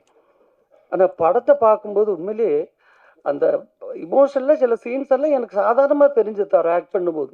அப்புறம் தான் நினச்சேன் நம்மளும் இப்படித்தான் நினைப்பாங்களோ, முகத்தில் ஒன்றும் சரியாக தெரியல. அதுக்கப்புறம் சொல்லணும்னா நம்ம மாறனுடைய பொதுவான ஒரு என்ன சொல்றது, அந்த ஒரு டீமே இல்லை இங்கே. நீங்கள் கலாய்க்கிறதுக்கு சுரேஷையும் கலாய்க்க முடியாது. ஏன்னா அதுக்கெல்லாம் ரொம்ப அப்பாற்பட்ட ஒரு முனிவர். அவர் பாட்டுக்கு நடந்து, அவர் பாட்டுக்கு வந்து, அவர் பாட்டுக்கு நின்று, நீங்களாம் என்ன பெண்ணுங்கய்யா, நான் தான் அதை முடிவு பண்ணி வந்துட்டேன், இதை எடுத்துக்கிட்டு தான் போகிறது அப்படின்னு. தினேஷ் வந்து மாறன் உட்கார்ந்துருக்கிறத பார்த்தாலே சிரிச்சுக்கிட்டே அப்படி ஆவர் ஒரு ஆள். எனக்கும் அதை பார்த்தீங்களா, அந்த கோழி குஞ்சு முட்டையிலேருந்து விரிஞ்சா மாதிரியே ஒரு முகத்தை வச்சுக்கிட்டு யாரை கலாய்க்கலான்னே இப்படி ஆராய்ச்சி பண்ணி, அதுவும் கல்கட்டாலாம் நம்ம வெளியூர் தெரியாத ஒரு ஊரில் ஷூட்டிங் போனால் அங்கே சாப்பாடு எப்படி இருக்கும், இல்லை அதை ஆர்டர் பண்ணி சாப்பிட்டுக்கலாம், இதை வாங்கி சாப்பிடலாம், இப்படியெல்லாம் ஒரு ஆசை இருக்கும். வாய்ப்பே இல்லை. கல்கட்டா வெறும் தித்திப்பாக கிடைக்கும் நிறைய. அப்புறம் மீன் குழம்புலேயும் தித்திப்பு இருக்கும், எல்லாத்துலேயும் சர்க்கரை போட்டுருவாங்க. ஸோ அது எங்களுக்கு மெஸ்ஸில் நல்ல ஃபுட் அது வந்துட்டு இருக்குன்னு ஒரு சேஞ்சுக்காக சொல்கிறேன். அதில் வேற ஒரு மாதிரி என்னத்தான் இந்த ஊரில் வாங்கி சாப்பிட்றது, 1/2 கிலோ பூண்டு 1/2 கிலோ வெங்காயம் வாங்கிட்டாயா, ஒன்றுமே கிடைக்கலன்னா பூண்டு வெங்காயமா வாங்கி திம்பிங்க அப்படிங்கிற மாதிரி கவரில் கொண்டு வந்து வெங்காயத்தை எடுத்து வச்சு தின்னுட்டு இருப்பார். ஒன்றுமே முடியலன்னா அந்த பொண்ணு அசிஸ்டன்ட் டைரக்டர் பொண்ணு ஜெஸ்ஸி, அவளை கலாய்க்கிறது. இப்போ நான் இப்படியே பார்த்துட்டே இருப்பேன். ஏன்னா பாவம் ஒருத்தர் இப்படி இயலாமல், ஏன்னா அந்த சந்தானம் டீம்ல எல்லாம் கவுண்டர் பேசிக்கிட்டே இருப்பாங்க, இங்கே வேற வழியே இல்லை. நானும் வேற ஒரு மாதிரிங்க ஒரு மாதிரி அந்த ஒரு இதில் தானே மேக்கப்பில் தானே உட்காந்துருக்கேன், ஒன்றும் என்கிட்ட ஒன்றும் பேசுகிறாப்புல இல்லை. அப்புறம் அந்த பொண்ணை பற்றி, ஏமா அது என்ன லொடன்னு பேண்டை போட்டு தெரியுது மேடம், ஏன்பா, இல்லை அங்கே பாருங்களேன் எங்கள் வீட்டிலலாம் மாவு மிஷின் இருக்கும் பார்த்தீங்களா, அந்த துணி காணாமல் போயிடுது எங்கள் ஏரியாவில் இருந்து, இந்த பொண்ணு தான் எடுத்துக்கிட்டு போய் பேண்ட்டு தைக்கிது போல இருக்கு. ஒரு வழி இல்லாமல் யாரை கலாய்க்கிறது தெரியாமல் நாய்க்கு பூனைக்கெல்லாம் டப்பிங் பண்ணிக்கிட்டு இருந்தது ரோட்டில். பட் அவரே ஒரு ஸ்டேஜில் அந்த படத்தில் இமோஷனலாக நடித்து நான் படம் பார்க்கும்போது உண்மையிலே எனக்கு கண்ணில் தண்ணி வந்துருச்சு. ஏன்னா எல்லாம் இப்போ நடிகருக்குள்ளேயும் இருக்கிற அந்த ஒரு திறமையை இது கண்டெடுத்தது ரஞ்சிதா சுரேஷா 2 பேருக்கும் ஹேட்ஸ் ஆஃப்.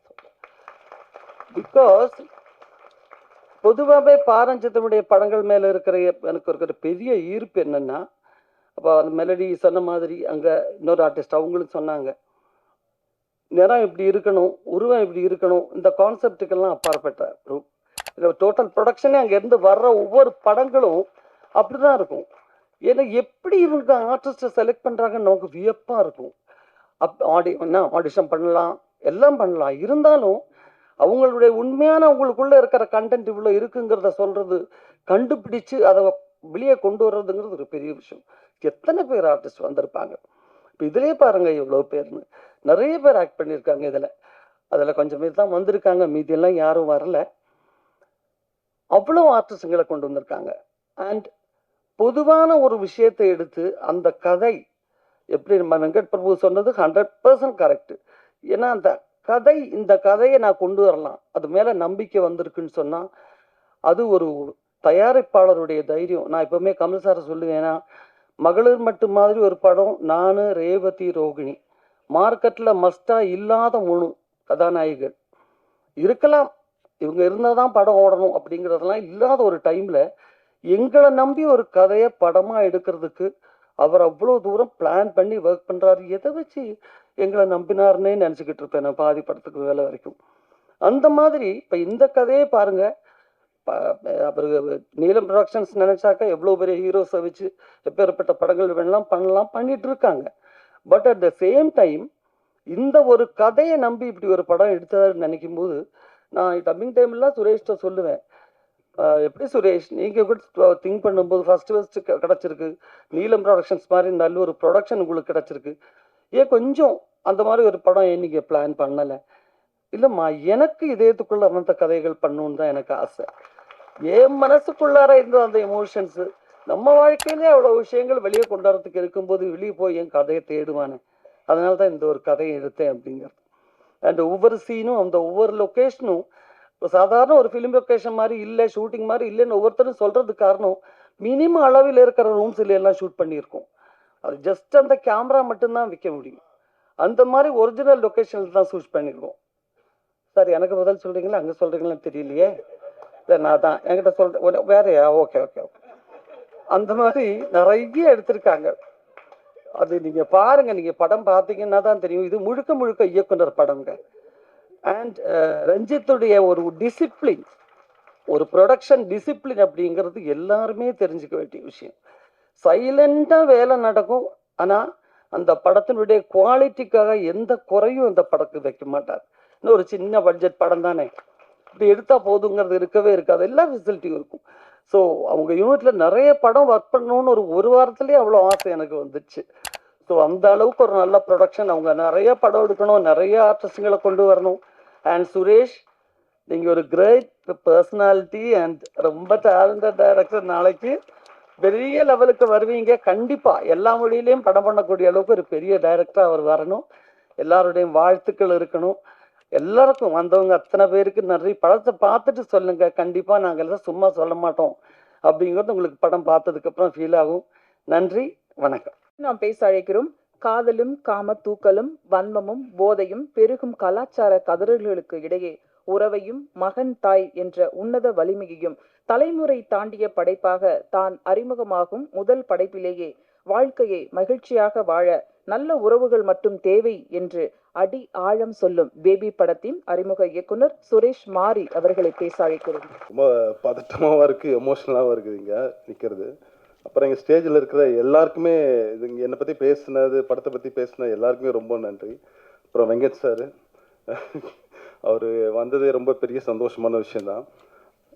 வெங்கட் சார் கிட்ட வந்து நான் முதல்ல வந்து விஷ்ணுவர்தன் சார் கிட்ட வந்து பட்டியலில் போய் லாஸ்ட்டு அப்ரெண்டிஸாக போய் சேர்ந்தேன். நான் அங்கே அது முடிச்சுட்டு அந்த படம் ரிலீஸ் ஆகிட்டு அதுக்கப்புறம் நான் வெளியில் வந்து ட்ரை பண்ணிட்டு இருக்கும்போது தான் ஃப்ரெண்டு அரவிந்த் ஆகாஷ் தான் வந்து வெங்கட் சார்கிட்ட என்னை கூப்பிட்டு போனான்.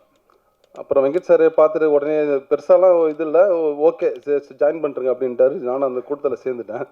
அதுக்கப்புறம் தான் வந்து அங்கே ஸ்ரீபதி, பிச்சுமணி, ரஞ்சித், செந்தில், இப்படி ஒரு டீம் இருந்தது. சென்னை 28 அப்படி தான் நாங்கள் ஆரம்பித்தோம். அதுலேருந்து தொடர்ந்து எனக்கு வந்து அது வரைக்கும் ரொம்ப கஷ்டம், தேடுதல், ஃபைனான்ஷியல் எல்லாம். ஏன்னா அப்பயும் எனக்கு கல்யாணம் ஆகி 2 பசங்க, 31 வயசு இருக்கும் அப்போ நான் சினிமாக்குள்ளே நுழையும் போது. அப்புறமா வெங்கட் சார் கிட்ட போனதுக்கு அப்புறமா எனக்கு எந்த பிரச்சனையுமே இல்லை. அது நிறைய பேர் வெளியில் வந்து ரொம்ப கஷ்டப்பட்டுட்டு இருப்பாங்க, கரெக்டான வாய்ப்பு கிடைக்காது, கரெக்டான டைரக்டர் இருக்க மாட்டாங்க, அந்த மாதிரி. ஏன்னா வெங்கட் சார்கிட்ட போனதும் அவ்வளோ ஒரு சொகுசான ஒரு லைஃப், கஷ்டமே படத்தே இல்லை. ஆனால் உண்மையாக உழைச்சோம், அது மட்டும் டைமாக நான் சொல்லுவேன். ஏன்னா ரொம்ப ரொம்ப டெடிக்கேட்டாக நாங்கள் உழைச்சோம். சென்னை 28, சரோஜா, கோவா, மங்காத்தா, பிரியாணி வரைக்குமே வெங்கட் சார் கூட அப்படியே ட்ராவல் பண்ணிட்டே இருந்தேன். என்றைக்குமே ஒரு வார்த்தை கூட இந்த இவ்வளோ படங்களில் ஒரு வார்த்தை என்னை திட்டினதோ யாரையுமே வந்து இது பண்ணதோ கிடையாது. அவர்கிட்ட நான் அந்த பொறுமையை ரொம்ப அவர்கிட்ட வந்து நான் கற்றுக்கிட்டேன். அந்த ஏன்னா என்ன சொல்கிறாங்கல்ல பொறுமை, அது நான் கற்றுக்கிட்டது அவர்கிட்ட இருந்து தான். அவ்வளோ சூப்பராக அஜித் சாரையே வந்து ரொம்ப டென்ஷன் ஆகாமல் பயங்கர கூலாக, அவர் எவ்வளோ டென்ஷனில் வந்தாலும் ஈஸியாக போய் கட்டி பிடிச்சி அப்படியே சமாதானப்படுத்தி உடனே ஷாட் எடுத்துருவார். அது ஏன்னா மாதம் சம்பளம் ஒரு படத்துக்கும் அப்படியே ஏறிட்டே இருக்கும். சென்னை 28, சரோஜா, கோவா அப்படின்னு அப்படியே போயிட்டே இருக்கும்போது நம்ம எதுக்கிற படம் பண்ணோம், நல்ல சம்பளம் வரும், சரி வெங்கட் சார் கூட இருந்துருவோம் அப்படின்னு ஒரு முடிவு பண்ணிட்டு அப்படியே நான் படம் பண்ணுற யோசனையும் இல்லை, நான் ஸ்கிரிப்ட் ஒர்க்கும் பண்ணல, எதுவுமே பண்ணல, அப்படியே போயிட்டே இருந்தது லைஃபு. அப்புறம் மங்காதாக்கு அப்புறம் தான் புது அசிஸ்டன்ஸ்லாம் வந்து சேர ஆரம்பித்து வந்துட்டே இருக்காங்க, இருக்கிறவங்க எல்லாம் போயிட்டே இருக்காங்க. நம்ம மட்டும் என்னடா நம்மளாம் ஒரு படம் பண்ணி கட்டாயமாக வெளியே போனோமேன்ட்டு அப்போ ஃப்ரெண்ட்ஸு கிட்டலாம் ஒரு ஸ்கிரிப்ட் சொல்லி அது ஓகே பண்ணி அந்த ஸ்கிரிப்ட் எல்லாம் ரெடி பண்ணி ஒன்று அப்போ தான் ஆரம்பிச்சிருந்தேன். அதுக்கப்புறமா வெங்கட் சார்கிட்ட பிரியாணி படம் முடிச்சுட்டு வெளியில் வந்துட்டேன். வெளில வந்து முயற்சி பண்ணி ட்ரை பண்ணிகிட்டு இருக்கும்போது ஒரு இடத்துல போய் கம்மிட் ஆனேன். பஞ்சு அருணாசன் சார் அந்த கம்பெனியில் அங்கே போயிட்டு அட்வான்ஸ் வாங்கிட்டு ஒரு 3 மாதம் அப்படியே போயிட்டு இருந்தது. அப்புறம் அங்கேருந்து ஒரு சூழ்நிலையால் பஞ்சு அப்பா அவர் கூப்பிட்டு கதையெல்லாம் கேட்டு முடிச்சுட்டு இந்த படம் தான் நீங்கள் முதல் படமாக பண்ண போகிறீங்களா அப்படின்னாரு. ஆமாப்பா, அதான் நான் எழுதி சுப்பண்ணை கூட அட்வான்ஸ் கொடுத்துட்டு ஆஃபீஸ் போட்டாச்சுப்பா, 3 மாதம் போயிட்டுருக்கு அப்படின்னு. இந்த படம் நீங்கள் முதல் படமாக பண்ணாதீங்க, 2வது படமாக பண்ணுங்க அப்படின்னாரு. உடனே சுப்பண்ணை கூப்பிட்டு சுரேஷ் அப்பா இந்த மாதிரி சொல்லிட்டாரு, வேணா வெளில வேறு ஏதாவது ட்ரை பண்ணுங்க. சரிங்க நான் ஓகே நான் சொல்லிட்டு வெளில வந்துட்டேன். இந்த மாதிரி ஒரு 2-3 இடத்துல போயிட்டு அட்வான்ஸ் வாங்குறது, கம்மிட் ஆகிறது, உட்காருது, அப்புறம் வெளியில் வந்துடும். எல்லாருக்கும் அந்த படம் பிடிச்சிருக்கு, கதை பிடிச்சிருக்குன்னு வாங்க, அதுக்கப்புறம் ஏதோ காரணத்தால் நடக்காது. அப்படி போயிட்டு இருக்கும்போது தான் ரஞ்சித் கிட்ட வந்து கபாலியில் ஒர்க் பண்ணுறதுக்கு வாய்ப்பு கிடச்சிது. ரஜினி சார் இருக்கார், சரி நல்ல சம்பளம், சரின்னு போயிட்டு ஜாயின் பண்ணிட்டேன். ரஞ்சித் கிட்ட போயிட்டு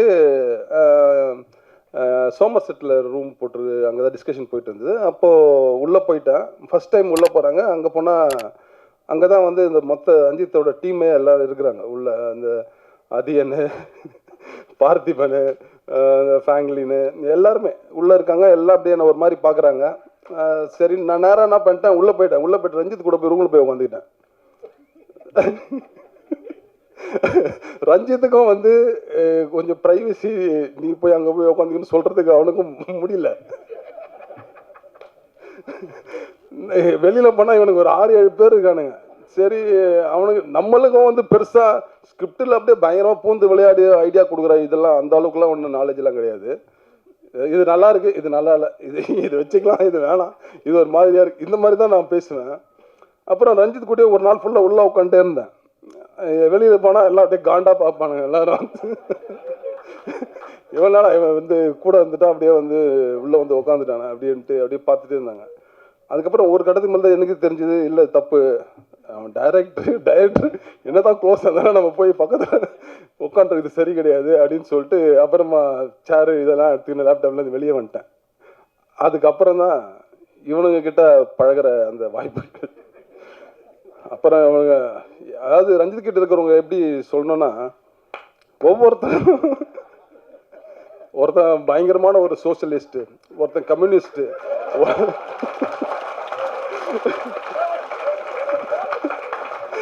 அப்புறம் ஒரு ஃபெமினிஸ்ட், அப்புறம் வந்து அதுக்கப்புறம் ஒவ்வொரு எந்த லிஸ்ட்டுமே எனக்கு தெரியாது. நான் வெங்கட் சார்கிட்ட இருந்து அப்படியே பிளைண்டாக வந்து அவங்க உட்காந்துருக்கேன்னா அது வந்து யாரையுமே ஹேண்டில் பண்ண முடியல.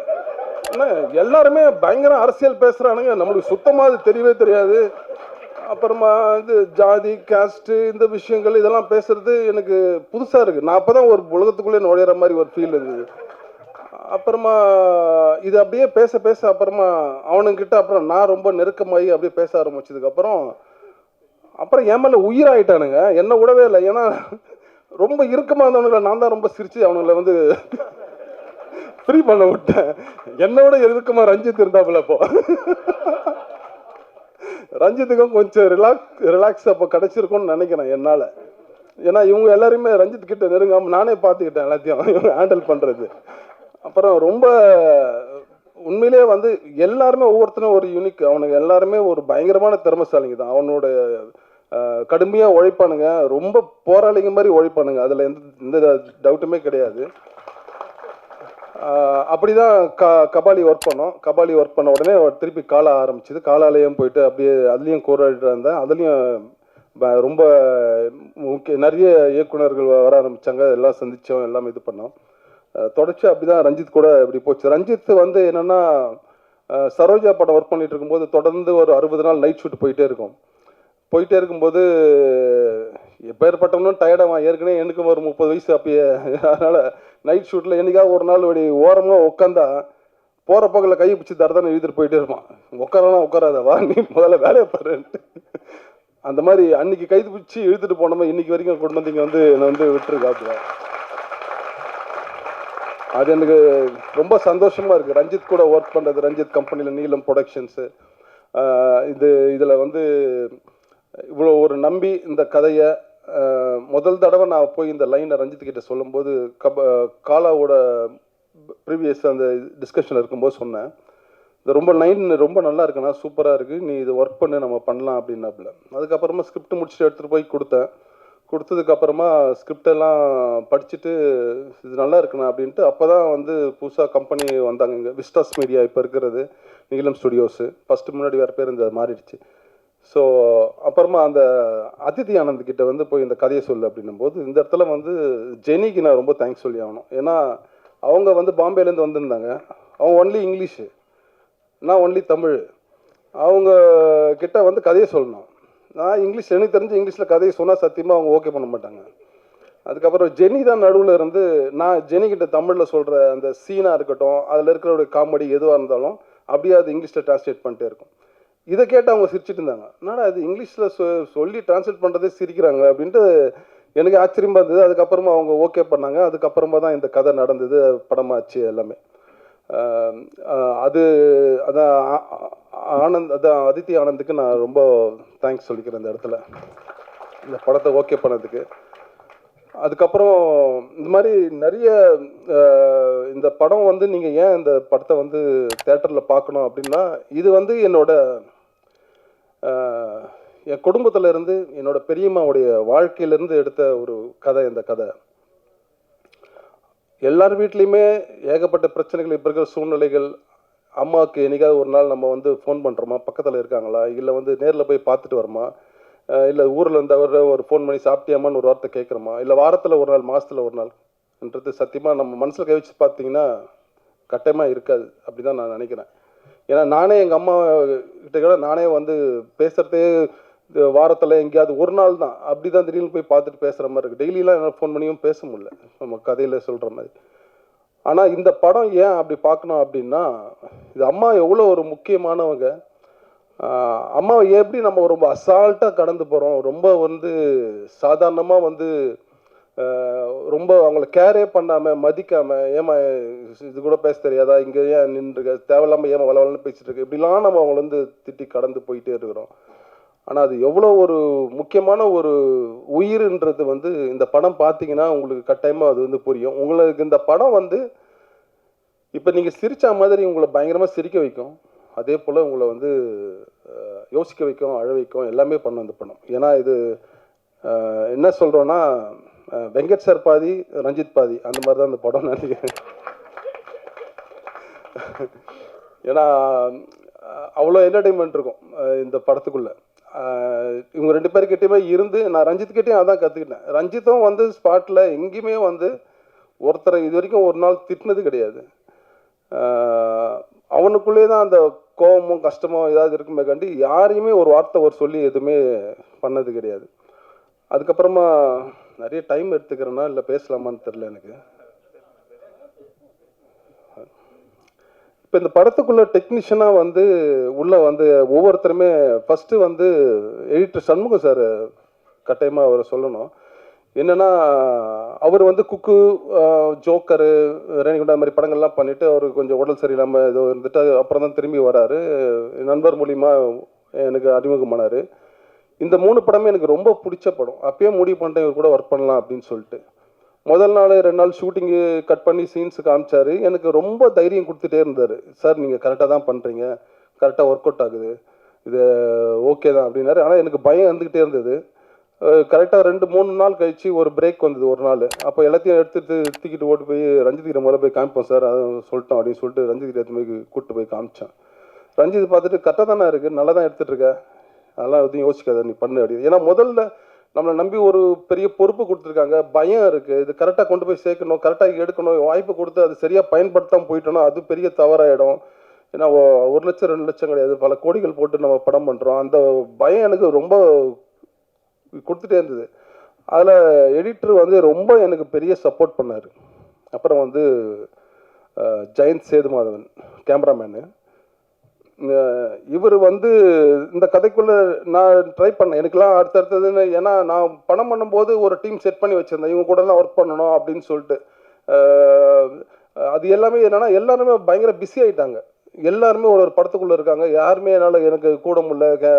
அதனால் வந்து ஜெயந்த் சேதுமாதவனை வந்து மீட் பண்ணதும் அவரோட பேசுகிற தன்மை, ஏற்கனவே அவர் பண்ணி இந்த ஒர்க்கு இதெல்லாம் பார்க்கும்போது எனக்கு பிடிச்சிருந்தது. அதுக்கு மட்டும் இல்லாமல் இது ரொம்ப லைவ் லொக்கேஷன்ஸு, ரொம்ப ரிஸ்க்கான இடங்கள்லாம் போகிறோம், க்ரௌடு, கேமரா மாதிரி நிறைய ஷோல்டரில் வச்சு நீங்கள் வந்து இது பண்ணணும் அப்படின்னு சொல்லிட்டு நிறைய லொக்கேஷன்ஸ் எல்லாம் அவர் வந்து ரொம்ப ரிஸ்க் எடுத்து பண்ணியிருக்காரு. அவரெல்லாம் சப்போர்ட் பண்ணலின்னா இந்த படம் இப்படி கட்டாயமாக வந்திருக்காரு. அதுக்கு அவருக்கு ரொம்ப பெரிய தேங்க்ஸ் சொல்லணும். அப்புறம் வந்து மியூசிக் டைரக்டர் பிரிட்டோ வந்து சொன்னால், அதே மாதிரி அவன்கிட்ட பேசிகிட்டு இருக்கும்போது இந்த மாதிரி இந்த கதையை பற்றி சொல்லும்போது அதுக்கப்புறம் இதுக்கு நான் எங்கெங்கெல்லாம் இதில் ஏன்னா நான் சாங்கு வந்து கட்டாயமாக எல்லாருக்குமே நம்மளுக்கு பார்த்து பழகின ஒரு விஷயம், அது கரெக்டான சுச்சுவேஷனில் அமையணும், கரெக்டாக வரணும் அப்படின்ட்டு. அப்போது சாங்கு வந்து பிரிட்டோ கிட்டே இந்த மாதிரி சுச்சுவேஷன் சொல்லிட்டேன். ஃபஸ்ட்டு டைமு ஒரு டியூன் ஒன்று அனுப்பிச்சாப்புல. நான் எது பண்ணாலுமே என் வீட்டில் கலந்து ஆலோசிப்பேன் கட்டாயமாக. என் குடும்பம், ஏன்னா எங்கள் அம்மா ஒரு 65 வயசுலேருந்து சின்னவர் ஒருத்தர், என் தம்பி பையன் வரைக்கும் இருக்காங்க, எல்லா கேட்டகரிலையும் ஆள் இருக்காங்க. ஃபஸ்ட்டு அவங்க வீட்டில் தான் ஃபஸ்ட்டு எல்லாருமே. அந்த டியூன் போட்டு காமிச்சேன், அவங்களுக்கு வந்து ரொம்ப பிடிச்சிருந்தது. அதுக்கப்புறமா பிரிட்டோ கொடுத்த எல்லா பாட்டுமே ஃபஸ்ட்டு டியூன் தான், ஆப்ஷனே கிடையாது. அது வந்து எனக்கு இந்த கதைக்கு ரொம்ப பொருத்தமாக இருந்தது. எனக்கு கரெக்டாக இருந்தது. நிறைய பேருக்கு அது பிடிக்கலன்னாங்க, ஆனால் இன்றைக்கி ஓரளவுக்கு அந்த பாட்டு எல்லாருக்குமே வந்து பிடிச்சிருக்குன்னு தான் நான் நம்புகிறேன். பிரிட்டோ வந்து ரொம்பவே நல்ல பேக்ரவுண்ட் ஸ்கோர் எல்லாமே ரொம்ப சூப்பராக பண்ணியிருக்காப்புல. ரொம்ப தேங்க்ஸ் பிரிட்டோ. அதுக்கப்புறமா தினேஷ் வந்து இந்த கதைக்குள்ளே எப்படியாவது இருந்தால் நல்லா இருக்குன்னு சொல்லிட்டு தினேஷ் நேரில் போய் பார்த்துட்டு இந்த கதை சொன்னேன். சத்தியமாக சொல்கிறேன், என்னென்னா இப்போது ஒரு படம் பண்ணுற ஹீரோஸே அடுத்தது இல்லைல்ல நம்மளால் இதெல்லாம் முடியாது, 2 கேரக்டர் 3 கேரக்டர் எல்லாம் வேணாம், நான் பண்ண ஹீரோவை தான் பண்ணுவேன் அப்படின்னு சொல்லுவாங்க. ஆனால் தினேஷ் வந்து இந்த கதை கேட்டு இந்த கதைக்குள்ளே வந்து பண்ணுறேன் அப்படின்னு ஒத்துக்கினது எனக்கு மிகப்பெரிய சந்தோஷம். ஏன்னா தினேஷ் வந்து மிகப்பெரிய ஒரு நடிகை, அது உங்களுக்கு சொல்லணும்னு அவசியம் இல்லை, எல்லாமே உங்களுக்கே தெரியும். ஏன்னா ஏற்கனவே எல்லாம் ப்ரூவ் பண்ணது தான். இப்போ தினேஷ் கிட்ட சொல்லும்போது இந்த மாதிரி கேரக்டர் தினேஷ் இந்த மாதிரி இருக்கும், உடம்பு இந்த மாதிரி இருக்கும் அப்படின்னும் போது அதுக்கப்புறம் ஃபுல்லாக வெயிட் போட்டு வேறு மாதிரி ஒரு ஸ்க்ரீனில் பார்த்தாலே தெரியும் உங்களுக்கு, வேறு மாதிரி இருப்பார். நிறைய கஷ்டப்படுத்திட்டேன் தினேஷ் எல்லாம். மாறானா கூட என்னென்னா ட்ரெயினில் ஷூட் பண்ணும்போது அதுக்கிட்ட க்ரௌடில் எல்லாம் அப்படியே போயிட்டு இறங்கி அப்படியே மார்க்கெட்டுக்குள்ளே அப்படியே இறக்கி விட்டுருவேன், போங்க அப்படி நடங்க அப்படின்ட்டு. எங்கேயாவது கேமரா வச்சுட்டு கூட மட்டும் சைடில் யாராவது பசங்க நிற்பானுங்க, நான் சொன்னால் மட்டும் அவங்ககிட்ட சொல்கிறேன் அப்படின்ட்டு. இப்போ அவன் நடந்தே போயினே இருப்பாங்க, லாஸ்ட் வரைக்கும் போயிடுவாங்க, கட்டெல்லாம் தெரியாது, எதுவுமே தெரியாது, அவங்க ஆஃப் பண்ணிட்டாங்களா எடுக்கிறானுங்க கூட தெரியாது அவங்களுக்கு. அந்த மாதிரி ஏன்னா அது வந்து கோவிடு அந்த எண்டில் அந்த டைமில் வந்து ஷூட்டிங் எடுத்ததுனால ரொம்ப காம்ப்ளிகேட்டடாக அந்த லொக்கேஷன்ஸுக்கு அமையிறதா இருக்கட்டும் எல்லாமே வெஸ்ட் பெங்காலை பற்றி உங்களுக்கு சொல்லவே தேவையில்ல, அவ்வளோ க்ரௌடான ஏரியா. அந்த இடத்துல வந்து வச்சு தினேஷ் எல்லாம் ரொம்ப கஷ்டப்பட்டுனேன். ஆனால் எந்த இடத்துலையுமே தினேஷ் வந்து பயங்கர சப்போர்ட்டிவாக இருந்து இந்த படத்தை ரொம்ப நல்லபடியாக எங்களுக்கு வந்து பண்ணி கொடுத்து, நான் என்ன எதிர்பார்த்தனோ அந்த கேரக்டர் எப்படி இருக்கணும்னு எதிர்பார்த்தனோ அதை தினேஷ் அப்படியே லைவாக உண்மையாக கொண்டு வந்திருக்காப்புல. நீங்கள் படம் பார்க்கும்போது உங்களுக்கு அது தெரியும். அப்புறம் மாறண்ணை வந்து முதல்ல வந்து கூப்பிட்டு அனுப்பிச்சேன், நிறைய ஆப்ஷன் அதெல்லாம் போயிட்டு இருக்கும்போது கூப்பிட்டு அனுப்பிச்சேன். வந்தார், வந்துட்டு ஒரு சின்ன ஆடிஷன் மாதிரி வச்சுதான் பசங்களாம் இல்லை இது செட் ஆகிறேன்னா இந்த மாதிரி ஒரு கதையில் எங்கன்னா இவர் போய் கூப்பிட்டு வர, அது வந்து இதுலேருந்து வர்றாரு இவர். சார் ரொம்ப thanks sir, Venkat sir, thanks sir, thank you sir. Okay sir, ரொம்ப நன்றி சார். சார் ஒரு டீசர் மட்டும் ரிலீஸ் பண்ணிட்டு போயிடலாம் வாங்க. டீசரே வெங்கட் பிரபு அவர்கள் வெளியிட பாரஞ்சித் அவர்கள் பெற்றுக்கொள்வார்கள்.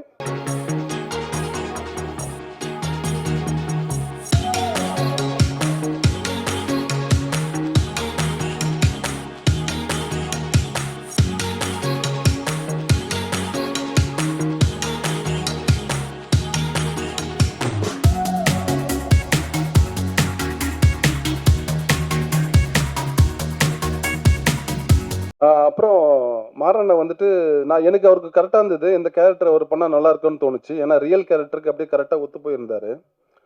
அதுக்கப்புறமா என்ன ஆச்சு, திடீர்னு வந்து வேறு படத்தில் கம்மிட் ஆகிருக்கேன், எனக்கு இல்லை சார் சாரி சார் தப்பாக எடுத்துக்காதீங்க அப்படி இப்படின்னு சொல்லிட்டு ஃபோன் பண்ணதும் எனக்கு பயங்கர அப்செட் ஆகிடுச்சு. என்னடா அது இவ்வளோ தூரத்துக்கு நம்ம இது பண்ணி பண்ண முடியாது போயிடுச்சுன்னு சொல்லிட்டு, அதுக்கப்புறமா இன்னொருத்தர் தயால்ன்ற அவர் கூப்பிட்டு வச்சு ஆடிஷன் போயிட்டு அப்புறமா சின்னதாக அவர் கூட வந்து ரிஹர்சல்லாம் அப்படியே போயிட்டு இருந்தது.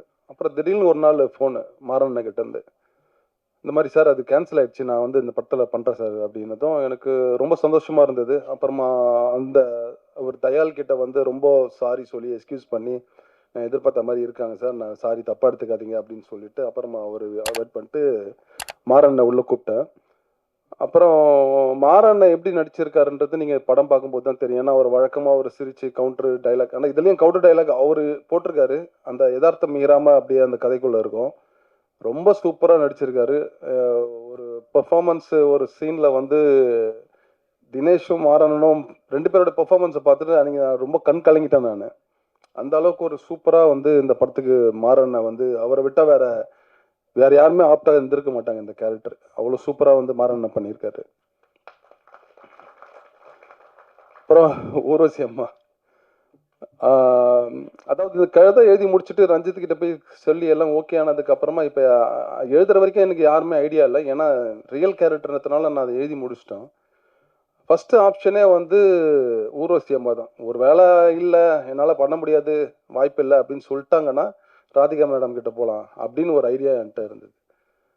முதல் தடவை போயிட்டு ஊர்வசி அம்மா கிட்ட போயிட்டு பார்த்துட்டு இந்த மாதிரி இந்த கதையை சொன்னதும் அவங்களுக்கு ரொம்ப அந்த கேரக்டர் பிடிச்சிருந்ததுக்கு அதுக்கப்புறமா யோசிச்சாங்க. அதை ஒரு கண்டிஷன் சொன்னாங்க, இதெல்லாம் வந்து இல்லை நான் பாட்டியெல்லாம் பண்ணுறது கஷ்டம், என் பசங்களாம் என்ன கேள்வி கேட்பாங்க, ஸ்கூல்லலாம் இதுவாக இருக்கா அப்படின்னாங்க. எனக்கு இந்த கேரக்டர் இவங்களை விட்டால் வேறு யாருமே பண்ண முடியாதுன்றது எனக்கு ரொம்ப கான்ஃபிடண்ட்டாக இருந்தது. ஏன்னா ஊர்வசி அம்மாவை நானே சின்ன வயசுலேருந்து நான் வந்தனை முடிச்சுலேருந்து நான் பார்த்து வளர்ந்துட்டு இருக்கிறேன். அவங்க என்னென்ன படங்கள் பண்ணிட்டு இருக்காங்க, அவங்களோட பெர்ஃபார்மன்ஸு இன்றைக்கும் டிவியில் போட்டால் எல்லாரும் வீட்டில் எல்லாரும் உட்காந்து சிரிச்சிட்டு இருப்போம், அந்த மாதிரி இருக்கும். எப்படியாவது இவங்க பண்ணால் தான் கரெக்டாக இருக்கும். இந்த கேரக்டர் அவங்க சொன்ன மாதிரி ஒரு மாதிரி ஸ்விங் ஆகிட்டே இருக்கும். ஒரு நிமிஷம் இப்படி இருக்க, திடீர்னு முறைப்பாங்க, திடீர்னு திட்டுவாங்க, திடீர்னு கத்துவாங்க, திடீர்னு அடிக்க கூட செய்வாங்க, திடீர்னு ரொம்ப அன்பாக பேசுவாங்க, திடீர்னு வந்து சாப்பாடை ஊட்டி விடுவாங்க. இந்த மாதிரி ஒரு கேரக்டரு அது இவங்க பண்ணால் தான் ரொம்ப சரியாக இருக்கும் அப்படின்னு சொல்லிட்டு அதுக்கப்புறமா அம்மாகிட்ட எப்படியாவது பெர்மிஷன் சொல்லி கிளின்னு ஏதோ கேட்டுக்கிட்டு அவங்க ஒத்துக்கிட்டு முதல் நாளில் ஷூட்டிங் வந்தாங்க. அதுக்கு முன்னாடி 2-3 நாள் நாங்கள் ஷூட்டிங் எடுத்தோம். ஃபஸ்ட்டு நாள் வந்ததுமே ரோட்டில் இறங்கி நடக்க விட்டேன். நான் இங்கேருந்து நடந்து அந்த லாஸ்ட்டுக்கு போகிறாங்க, இந்த லாஸ்ட்டுக்கு நடந்து போகிறாங்க. அம்மா அப்படி முறைச்சிட்டே வாங்கம்மா, அந்த பையை எடுத்துருவாங்க, காலுக்கு ஒரு ஷாட்டு, தலைக்கு அப்படி இப்படின்னு சொல்லி எடுத்துகிட்டு இருக்கோம். என்னப்பா கூப்பிட்டு வந்துட்டு இந்த மாதிரி அங்கங்கே ரோட நடக்க விட்றீங்கன்ட்டு. அது நீங்கள் சாங்கில் பார்க்கும்போது இதில் தெரிஞ்சிருக்கும், டீசரில். ஃபஸ்ட்டு டைமாக ஒரு அம்மாவுக்கு பயங்கரமான ஒரு பில்டப் சாங்கு, ஒரு இன்ட்ரோ, அது வந்து இவங்களுக்கு தான் அது வந்து அமைஞ்சிருக்குதுன்னு நான் நினைக்கிறேன் இந்த படத்தில். அது ரொம்ப முக்கியம். பெரிய ஸ்டார்ஸு ஏன்னா அவங்க இப்போ அவங்களுக்கும் ஒரு ஸ்டார் இருக்குது, எவர்கிரீன் ஸ்டாருன்னு சொல்லிட்டு, அது இந்த படத்தை மூலிமா வெளியே வருது. அது எனக்கு ரொம்ப சந்தோஷம். ஊர்வசி அம்மா இந்த கேரக்டர் வந்து ஷூட்டிங் நாளில் வந்து இங்கே சென்னையிலேயே வந்து 20 நாள் எடுத்திருப்போம். அதில் ஒரு 10 நாள் என்னை கண் கலங்க வைக்காத நாளே கிடையாது அவங்களுடைய பெர்ஃபார்மன்ஸு. அப்படியே என் பெரியம்மா என் கண் முன்னாடி கொண்டு வந்து நிறுத்திடுவாங்க. என் பெரியம்மா ரொம்ப அன்பானவங்க. அவங்க கையால் நிறைய தடவை நான் சாப்பிட்ருக்கேன், நிறைய நாள் வீட்டில் போய் தங்கியிருக்கேன். ஒரே நடுத்தர குடும்பம் தான். ஒரு சின்ன 10 வீட்டில் வந்து அண்ணனுங்க, அக்கா, தங்கச்சிங்க எல்லாரும், பெரியம்மா எல்லாருமே வந்து ஒன்றாவே அங்கே வந்து கூட இருந்து வாழ்ந்தவன் நான். அதனால் எனக்கு பெரியம்மாவோட ஒவ்வொரு விஷயமும் ஒவ்வொரு இசைவுகளும் எனக்கு நல்லா தெரியும். அது வந்து பேபி என்ற கேரக்டரை வந்து ஊர்வசி அம்மா வந்து அவங்களுக்கு எதுவுமே தெரியாது, ஃபோட்டோ தான் தெரியும் அவங்கள பற்றி. எந்த வீடியோ கிடையாது, ஒன்றும் கிடையாது. அவங்க வந்து ஒரு பெரிய ஒரு சாதனை பண்ணவங்களாம் கிடையாது, சாதாரண ஒரு வீட்டில் இருந்த ஒரு பெண்ணு. அதை ஊர்வசி அம்மா வந்து பயங்கரமாக அதை வந்து பிடிச்சிக்கிட்டாங்க. அது பிடிச்சிக்கிட்டு அவங்க பண்ணுற பெர்ஃபார்மன்ஸ் எல்லாம் வந்து என்னை கட்டி சொல்ல முடியாது. ஒரு மாதிரி பயங்கரமாக கண் கலங்கிடுவேன், ஒரு மாதிரி தனியாக போயிடுவேன். ரொம்ப டிஸ்டர்ப் பண்ணிச்சு என்ன. எனக்கு அப்போவே தெரிஞ்சிச்சு இந்த படம் ஏதோ ஒன்று பண்ணுது, இது வந்து இது தானாக இது எல்லாத்தையுமே உருவாக்கிது எல்லாரையுமே. இது வந்து இந்த ஜே பேபின்ற அந்த வார்த்தை வந்து அதுவே டிசைட் பண்ணிக்குது. ஏன்னா எல்லாம் நல்லதாக வந்து சேர்ந்துக்கிட்டே இருக்கும். எனக்கே ஆச்சரியமாக இருக்கும். ஒரு இடத்துல ஷூட்டிங் போனால் திடீர்னு லொக்கேஷன் கிடைக்காது, அது ஏதோ பிரச்சனைன்னு. ஆனால் அதை விட ஒரு சூப்பர் லொக்கேஷனாக வேறு ஒன்று கிடைக்கும். இங்கே பர்மிஷன் இல்லைன்னுவானுங்க, அதுக்கப்புறம் பார்த்தா அதை விட ஒரு இடம் பெட்டரான ஒரு பெர்மிஷன் ஒன்று கிடைக்கும். டேட் இல்லைன்னா அது டக்குன்னு அது ஆர்கனைஸ் ஆகும். ஏதோ ஒன்று அது கையை பிடிச்சி இழுத்துட்டு போயிட்டே இருக்கும். எனக்கு இந்த படம் அப்படி தான் பண்ணுச்சு. இப்போ ஊர்வசி அம்மாவோடைய பெர்ஃபார்மன்ஸை வந்து நீங்கள் ஸ்க்ரீனில் பார்ப்பீங்க. நீங்கள் சத்தியமாக வந்து இந்த படம் ஊர்வசி அம்மாவோட லைஃப்பில் மிக முக்கியமான ஒரு படமாக இருக்கும். நீங்கள் அதை கொண்டாடுவீங்க அப்படின்னு நான் ரொம்ப நம்புகிறேன் இந்த படத்தை. அப்புறம் இந்த படம் வர்றதுக்கு மிக முக்கிய காரணம் மூர்த்தி சார், இந்த மிலிட்ரிமேன். அவர் இல்லைன்னா இன்னைக்கு இந்த படம் கட்டாயமாக கிடையாது. ஏன்னா ஒரு முக்கியமான கேரக்டர் இந்த படத்தில் அவர் பண்ணியிருக்காரு. நீங்கள் இந்த படம் பார்க்கும்போது நீங்கள் எல்லாருமே அதை ஒத்துப்பீங்கன்னு நான் நம்புகிறேன். அதுக்கப்புறமா அதாவது மெலடி வந்து அதே போல தான். அதையும் வந்து ஃபஸ்ட்டு ஆடிஷன் பண்ணும்போது எல்லாருக்குமே வந்து இது செட் ஆகுமா அப்படி இப்படின்னு சொல்லிட்டு இருந்தாங்க. ஆனால் மெலடி பண்ணியிருக்க பெர்ஃபார்மன்ஸ் இந்த படத்தில் வந்து நீங்கள் அவுட்ஸ்டாண்டிங்காக இருக்கும். நான் அது வந்து அவ்வளோ சூப்பராக பண்ணியிருக்கு. சபிதா, இஸ்மத் பானு எல்லாருமே வந்து ரொம்ப சூப்பராக பண்ணியிருக்காங்க. அப்புறமா சேகர் எல்லாருமே ரொம்ப நல்லா பண்ணியிருக்காங்க. அப்புறமா ஆர்ட் டைரக்டர் ராம் சொன்ன மாதிரி எல்லா இடத்துலையுமே வந்து பார்த்தீங்கன்னா எதுவுமே வந்து நாங்கள் செட்டுக்கிட்டலாம் எதுவுமே போடல. நிஜமாக வாழ்ந்துட்டு இருக்கிற வீட்டுக்குள்ளே அப்படியே போய் ஷூட் பண்ணிட்டு வந்தோம். அங்கேயே கேமரா வச்சு எந்த ஒரு இதுவுமே பண்ணல. ரொம்ப லைவ், அங்கே என்ன தேவையோ அதை மட்டுமே நாங்கள் வந்து தேவையானதெல்லாம் மட்டும் வச்சுட்டு, இது ஒரு பீரியட் மூவியோ இல்லை எதுவுமே கிடையாது. அது கரண்ட்டில் அப்படியே நடக்கிற விஷயங்கள் அப்படியே இது பண்ணோம். ரொம்ப சூப்பராக எனக்கு வந்து ராம் கூடவே இருந்து எல்லாம் எனக்கு பண்ணி கொடுத்தாப்புல. தேங்க்ஸ் ராம். அப்புறம் ஏகா வந்து ஏன்னா இது வந்து ஒரு ஃப்ளாஷ்பேக் போர்ஷனும் இருக்குது. அதுக்கெல்லாம் வந்து சத்தியமாக நான் வந்து ரொம்ப ஆச்சரியப்பட்டது என்னென்னா, எங்கள் பெரியம்மாவை நான் எந்த மாதிரி சேரீலாம் பார்த்தனோ அதை அப்படியே ஸ்க்ரீனில் கொண்டு வந்து கொடுத்தான். அது கோஇன்சிடெண்ட்டாக அது என்னன்னு தெரில, நிஜமாலுமே நான் மிரட்டேன். அவ்வளோ ஒரு கரெக்டாக வந்து அமைஞ்சுது. நான் ஊர்வசி அம்மாவுக்கு அவங்க போட்டு வரும்போது எனக்கு அவ்வளோ ஆச்சரியமாக இருக்கும். ஏகாவுக்கு ரொம்ப ரொம்ப தேங்க்ஸு. அப்புறமா தான் சின்ன சின்ன கேரக்டராக நிறைய பேர் பண்ணியிருக்காங்க. கீழே நிறைய பேர் உட்காந்துருக்காங்க இது படத்தில். சின்ன குழந்தையிலேருந்து நிறைய எல்லாருமே ரொம்ப நல்லா நடிச்சிருக்காங்க. எல்லாருக்குமே நான் ரொம்ப நன்றி சொல்லிக்கிறேன். யாராவது பேர் மறந்துட்டேன்னா பிரதூல், டிசைனர் பிரதூல், அப்புறமா சப்டைட்டில் இப்போ ஒர்க் பண்ண விக்ரம், அதுக்கப்புறமா வந்து சிவகுமார் சார், ஃபைனல் மிக்சிங் பண்ண சிவகுமார் சார், ரூபன் வரலன்னு நினைக்கிறேன், சவுண்டிங்கு பிஸியாக இருக்காப்புல, தங்களால தான் பிஸியாக இருக்கான்னு நினைக்கிறேன். அதுக்கப்புறமா இந்த மாதிரி டெக்னீஷியன்ஸாக ரொம்ப பாரி இங்கே ஒரு டப்பிங்கு. பாரி இல்லைன்னா மூர்த்தி சார்லாம் டப்பிங்கே பேசியிருக்க மாட்டார். அது ரொம்ப நன்றி பாரிக்கு. அதுக்கப்புறம் என்னோட அசிஸ்டன்ட் டைரக்டர் உண்மையிலே வந்து எனக்கு ரொம்ப சந்தோஷம். என்னன்னா பெருமையாக பேசிப்பேன். என்னன்னா எனக்கு முன்னாடியே 2 பேர் படம் பண்ணிட்டானுங்க அசிஸ்டன்ட் டைரக்டர். ஒருத்தன் ரஞ்சித் அசிஸ்டன்ட்னுவான், ஆனால் இல்லை அவன் என் அசிஸ்டன்ட் தான் நான் சொல்லுவேன். தினகர் பாட்டில் ராதா அப்படின்னு சொல்லிட்டு இப்போ படம் பண்ணிட்டான். அப்புறமா வந்து மைக்கேல் அவனும் வந்து படம் பண்ணிட்டான், அதுவும் வரப்போகுது. அப்புறமா செந்தில் கிளம்பிட்டான்னு நினைக்கிறேன். அவனும் வந்து இதில் வந்து ஒர்க் பண்ணான். வெங்கட் சார் ரெஸ்டாரண்ட்லேருந்து அப்படியே இங்கேயே வந்து ஒர்க் பண்ணான். இப்போ விஜய் சார் படத்தில் ஒர்க் பண்ணுறான். அதுக்கப்புறமா வந்து ஜெஸ்ஸி, அதுக்கப்புறம் ரவிவர்மா, அப்புறம் சத்யா, அப்புறமா வந்து ஸ்ரீதர், இவங்க எல்லாமே வந்து பயங்கர சப்போர்ட்டிவாக எனக்கு கூட இருந்தாங்க. தினகர், மைக்கெல்லாம் வந்து இந்த ஆடிஷன் டைமில், இந்த ரிஹர்சல் டைம்லலாம் தினகர் தான் காஸ்டிங். அவன் தான் வந்து எல்லாருமே கொண்டு வந்தது உள்ள கேஸ்டிங்காக. அது வந்து ரொம்ப சூப்பராக அமைஞ்சது. இந்த கேரக்டர் எல்லாரையுமே சின்ன வயசு கேரக்டர் இருக்கும் குழந்தைங்க. நீங்கள் அதை படத்தில் பார்க்கும்போது தெரியும், ஒரே முகமாகவே இருக்கும் எல்லாமே. வளர்ந்தா இப்படி தான் இருப்பான் அப்படின்ற மாதிரி. அதெல்லாம் ரொம்ப அமையறது ரொம்ப கஷ்டம்தான். அதெல்லாம் நடந்தது. அதுக்கப்புறமா வந்து அது மைக்கில் வந்து ரிஹர்சல் பண்ணது, அந்த ரொம்ப சப்போர்ட்டிவாக ஸ்கிரிப்ட்லேயுமே எனக்கு பயங்கரமாக ஹெல்ப் பண்ணாப்புல. அப்புறம் இன்னொரு விஷயம் என்னென்னா, இந்த ஸ்கிரிப்டை நான் எழுதுனதை நான் எனக்குள்ளேயே நான் வச்சுக்கவே இல்லை. யாரெல்லாம் என் நண்பர்கள் இருக்காங்களோ, யாரெல்லாம் சினிமாவில் இருக்காங்க, எல்லாருக்கும் தூக்கி கொடுத்துட்டேன். எல்லாரும் படிச்சுட்டு எனக்கு சொல்லுங்கள் அப்படின்ட்டு. எல்லாருமே எல்லா இயக்குனர்கள் இருக்கிற ஃப்ரெண்ட்ஸு, இவங்க எல்லாருக்குமே, சினிமாக்குள்ள பழக்கமான எல்லாருமே பார்த்துட்டு படிச்சுட்டு எனக்கு நிறைய கருத்துக்கள் சொன்னாங்க, நிறைய விஷயங்கள் சொன்னாங்க. நான் அதை எல்லாத்தையுமே நான் மாற்றிக்கிட்டேன். அது ஒரு சினிமாவை நம்ம எப்படி கொடுக்குறது, அதே ரசனையாக ரசிக்கிற மாதிரி எப்படி கொடுக்குறது அப்படின்னு சொல்லிட்டு, அது எல்லாரோடைய அந்த உழைப்பு தான் வந்து இது ஒரு நல்ல ஒரு என்டர்டெயின்டான ஒரு ஒரு ஒரு ஒரு பொருளாக இன்னைக்கு வந்து ஒரு படமாக வந்து நிற்குதுன்னு நான் நம்புகிறேன் நான். ஸோ எல்லாருக்கிட்டையும் டிஸ்கஸ் பண்ணது எனக்கு ரொம்ப வேல்யூபான ஒரு விஷயமா நான் பார்க்குறேன் இங்கே. அதுக்கப்புறம் மேனேஜர்ஸ் டீமு, சிவகுமார் அண்ணன், முருகன் அண்ணன், இவங்கெல்லாம் வந்து பயங்கர கடுமையாக எனக்கு வந்து உழைச்சி எனக்கு வந்து ரொம்ப எந்த பிரச்சனையும் இல்லாமல் என்னை பார்த்துக்கிட்டாங்க. அப்புறமா சஞ்சய், மேனேஜர் சைடில் சஞ்சய் என்னோட தம்பி தான். எனக்கு ரொம்ப பெரிய சப்போர்ட்டாக இருந்தான். ஏன்னா அந்த ஸ்பாட்டில், ஆனால் தம்பின்னு தான், ஆனால் அவன் வந்து ரஞ்சித் சைடு தான் அவன். ஏன்னா எல்லா இடத்துலையும் எனக்கு தலையில் தட்டாத மாதிரி ஒன்று சொல்லிட்டே இருப்பான். இது வேறு, இது தேவையில்ல, இது தேவையில்ல, செலவெல்லாம் பண்ண, இது வேணாம், அது வேணாம், இதுக்கு ஓகே, தேவைன்னா யூஸ் பண்ணு, இல்லைன்னா வேணாம், அங்கே பாரு, இது தேவையில்லாம் வந்து வெயிட் பண்ணுங்குது, இதுக்கு அனுப்பிச்சு விடு,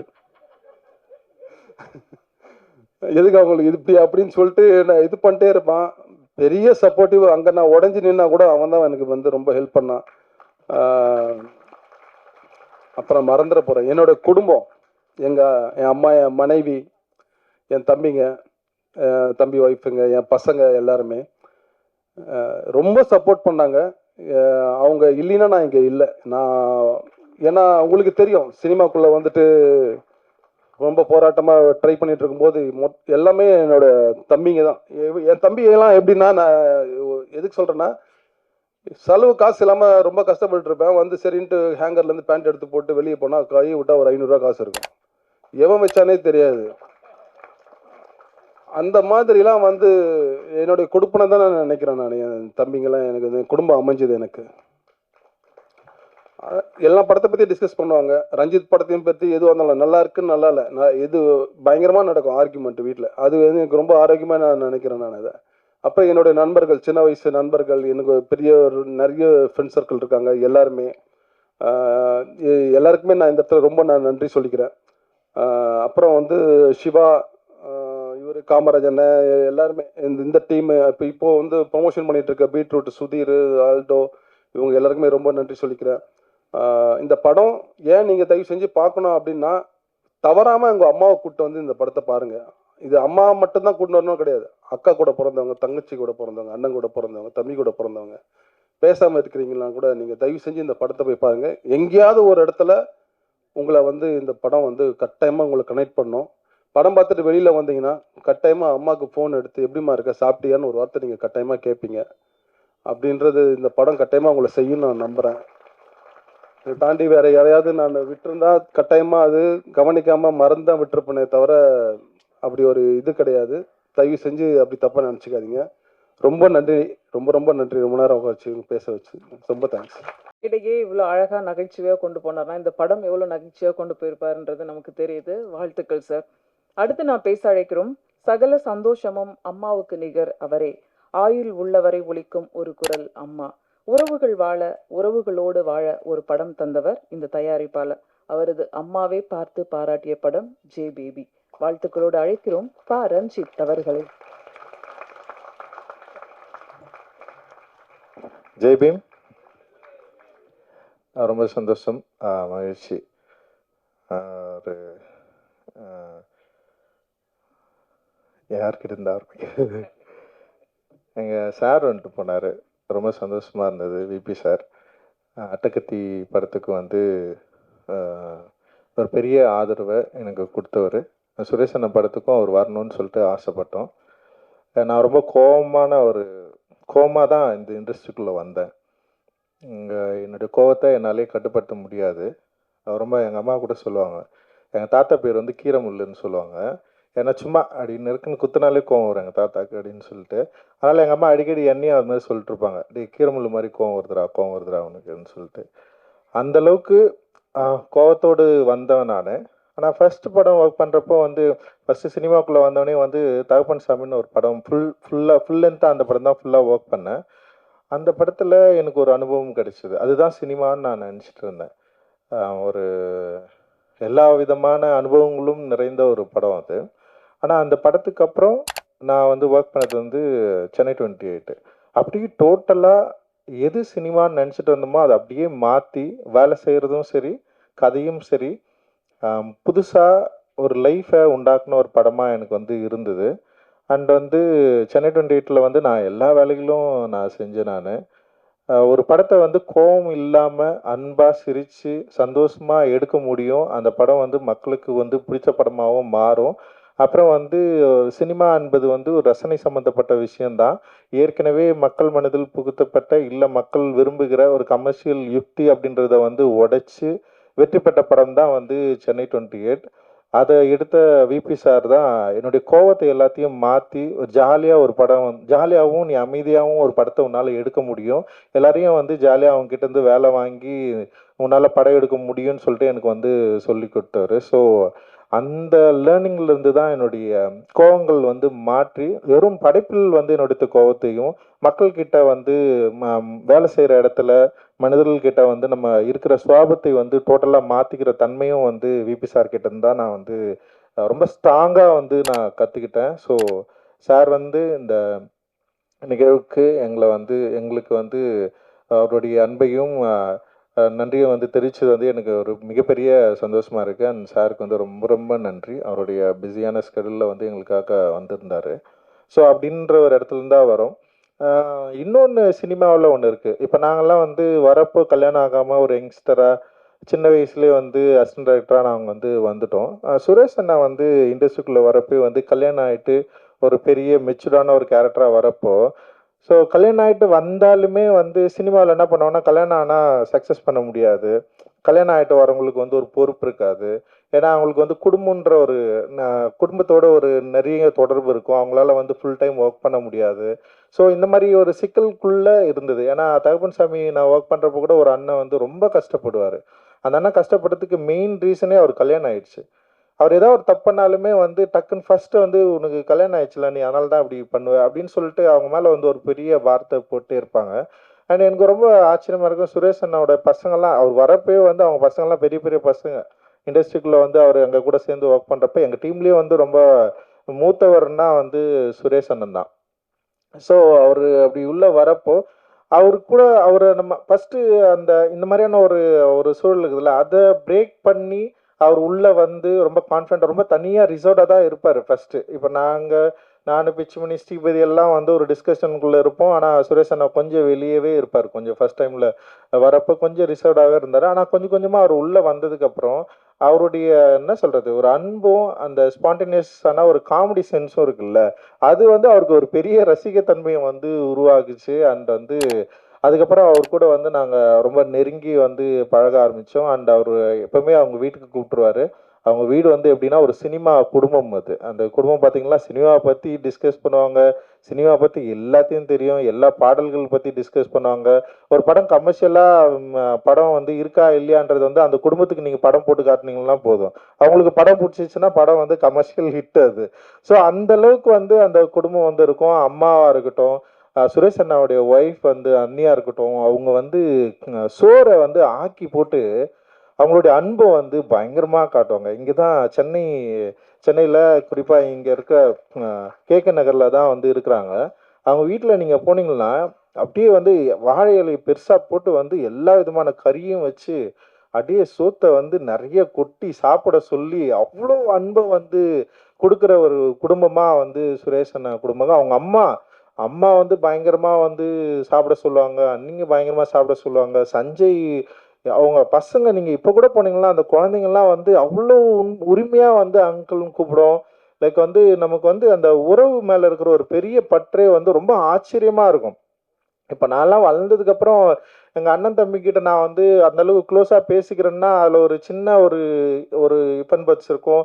என்னால் வந்து அவ்வளோ க்ளோஸாலாம் இருக்க முடியாது. ஆனால் சுரேஷ் அண்ணனை பார்த்தா அவங்க அண்ணன் தம்பிங்க எல்லாருமே இன்னைக்கு வரைக்கும் வந்து அவ்வளவு க்ளோஸாக அவங்களால இருக்க முடியுது. அந்த உறவை அவங்களால குறிப்பாக சென்னையில் அவங்க இருந்த காலகட்டம் வந்து ஃபுல்லாக வயல்வெளிகள் நிறைந்த ஒரு கேகே நகரில் வசிச்சிருந்த ஒரு ஆள் இன்னைக்கு வந்து முழுக்க பில்டிங்காக மாறி போன ஒரு இடத்துல வந்து அந்த பில்டிங்குள்ளே தங்களுடைய உறவை வந்து அந்த குடும்ப உறவை வந்து காப்பாற்றிக்கிட்டு அதை அவங்க வந்து அதை கொண்டாடுற விதம் இருக்குதுல்ல, அது வந்து பயங்கரமாக நமக்கெல்லாம் ஒரு பெரிய பாடமாக இருந்தது. அண்ட் அதுவுமே அவர் கூட எனக்கு வந்து ஒரு பெரிய ஒரு க்ளோஸ் ரிலேஷன்ஷிப்பை வந்து உருவாக்குச்சு. அவர்கிட்ட நான் எப்போவுமே வந்து ஒரு ஒர்க்கராக நான் டீல் பண்ணதே ஒரு அண்ணனாக தான் நான் அவரை எப்போவுமே நான் வந்து பார்த்துருக்கேன். எல்லாருக்குமே எங்கள் டீமில் எல்லாருக்குமே வந்து சுரேஷன் ஏதாவது பிரச்சனைனா சுரேஷன் சொல்லுவார். அவரோட டிமாண்ட் இல்லாத ஒரு பர்சன். அவருக்குன்னு ஒரு தேவையோ இல்லை எனக்கு இது வேணும் இது வேணாம் இல்லை நான் இப்படி தான் அப்படின்னு எதுவுமே இல்லாமல் அவர் பாட்டுன்னு வருவார், ஒர்க் பண்ணுவார், பயங்கர சப்போர்ட்டிவாக இருப்பார். அண்ட் வந்து அவர் சொன்ன மாதிரி தான் இப்போது வெங்கட் பிரபு சார் கிட்ட ஒர்க் பண்ணுறப்போ அது வேற ஒரு சூழல், இப்போ என்கிட்ட ஒர்க் பண்ணுறப்போ அப்படியே டிஃப்ரெண்ட்டான வேற ஒரு சூழல். முழுக்க புத்தகம் படிக்கிறது, வாசிக்கிறது, சினிமாவை வேற ஒரு பெர்ஸ்பெக்டிவ்ல பார்க்குறது, வேற ஒரு டிஸ்கஷன் இங்கே நடக்கும்.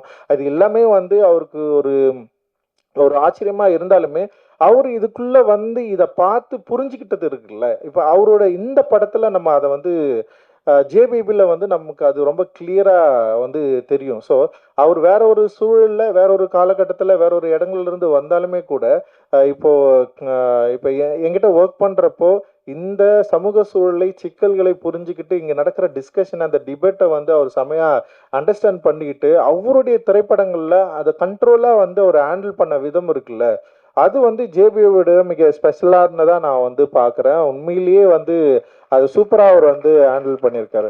அவருடைய ஃபர்ஸ்ட் படம் வந்து அவரோட ஸ்கிரிப்ட் வந்து என்கிட்ட கொடுத்தாரு. அது ஏன் பண்ணல அப்படின்னு எனக்கு ரொம்ப பிடிச்ச படம், பயங்கரமாக கமர்ஷியலாக இருக்கும், ரொம்ப காமெடியாக இருக்கும். ஆனால் அதில் எனக்கு ஏன் பிடிக்கலன்னா அது வந்து ஒரு ட்ரக்கை மையப்படுத்தி இருக்கிறதுனால இதில் நீளமில் பண்ண முடியாதுண்ணா. ஏன்னா வந்து இது வந்து திடீர்னு இது வந்து ஒரு க்ளோரிஃபை பண்ணுற மாதிரி மாறிடும், அது ஒரு என்ஜாய் பண்ணுற மாதிரி மாறிச்சுன்னா வந்து அதுதான் இந்த படத்தில். ஏன்னா எனக்கு அவர் ரொம்ப க்ளோஸ், எனக்கு ரொம்ப பிடிக்கும். அண்ணோட ஃபஸ்ட்டு படம் நம்ம தான் பண்ணணும்னு சொல்லிட்டு எனக்கும் ஒரு விருப்பம் இருந்தது. ஆனால் அந்த படத்தில் இருக்கிற அந்த கண்டென்ட், அதாவது முக்கியமான அந்த பேஸ் வந்து ஒரு ட்ரக்கை சம்மந்தப்பட்டு இருக்கிறப்போ வந்து அது வந்து ஒரு ஜாலியாக மாறுறப்போ, ஸோ இதை நம்ம வந்து நீளமில் பண்ண முடியாதுன்னு சொல்லிட்டு நான் ஒரு முடிவுக்கு வந்து நான் சொல்கிறேன், இல்லைண்ணா இது வந்து டெஃபினட்டாக நீளமில் பண்ண முடியாது, ஆனால் நம்ம வேறு ஏதாவது ஒரு ப்ரொடக்ஷன் கூட சேர்ந்து நம்ம பண்ணலான்னு சொல்லிட்டு தான் இன்னொரு ப்ரொடக்ஷன் கூட சேர்ந்து அதை நம்ம ஆரம்பித்தோம். ஆனால் அந்த படம் வந்து நின்றுடுச்சு. சரி, அதுக்கப்புறம் வந்து நீளமில் பண்ணுற மாதிரி ஏதாவது ஒரு கதை கொடுனா, நீ உனக்கு புரியும் அப்படின்னு சொன்னால் அவர் சொல்கிறார், இல்லை எனக்கு பொலிட்டிக்கலாலாம் எதுவுமே யோசிக்க வராது, இல்லை அவர் அந்த மாதிரியான கதைகளுக்குள்ளே அவர் போவே இல்லை அப்படின்னு யோசிக்கிறப்போ இந்த ஜேபிபி கதையை அவர் சொன்னோடனே எனக்கு வந்து ரொம்ப பிடிச்சிருந்ததுன்னா, இது வந்து எமோஷனல் உறவை பற்றி பேசுறது. டெஃபினட்டாக வந்து இது நீளம் வந்து இந்த படத்தை வந்து பண்ணுறதுக்கு ரொம்ப தயாராக இருக்கும்னா, இது வந்து அதுக்குள்ளே தான் இருக்குது, நம்ம இதை வந்து பண்ணலான்னு சொல்லிட்டு வந்து சுரேஷ் அண்ணங்கிட்ட நான் பேசினேன். ஸோ அந்த கதை வந்து எனக்கு ரொம்ப பிடிச்சிருந்தது. அந்த கதையை நான் படிக்கிறப்போ எனக்கு என்ன ஃபீல் கிடைச்சதோ அதுதான் அந்த ஃபர்ஸ்ட் டிராஃப்ட். ஒரு 3.5 மணி நேரம் வந்து ஒரு படத்தை வந்து அவர் எடிட் பண்ணி காட்டினதுக்கப்புறம் எனக்கு படம் பார்த்து எனக்கு பயங்கர சந்தோஷமாயிடுச்சு. பல இடங்களில் நான் வந்து சிரித்தேன், பல இடங்களில் நான் எமோஷனல் ஆனேன். அண்ட் வந்து உடனே வந்து அவங்க வீட்டுக்கு நான் ஃபோன் பண்ணி சொல்லணும்னு தோணுச்சு, சுரேஷ் அண்ணன் ஜெயிச்சிட்டாரு, சுரேஷ் அண்ணனுக்கு வந்து இந்த படம் வந்து பெரிய வெற்றி படமாக இருக்கும், அவங்க வீட்டிலலாம் சொல்லுங்க. ஏன்னா அண்ணி இப்போ நீங்கள் இப்போ நான்லாம் வந்து ஒரு சின்ன பையனாக வந்து ஒர்க் பண்ணி படம் பண்ணி ஒரு இடத்துக்கு வந்துட்டேன். ஆனால் அவர் வந்து வரப்போ ஒரு 31 இயர்ஸில் வந்தார்.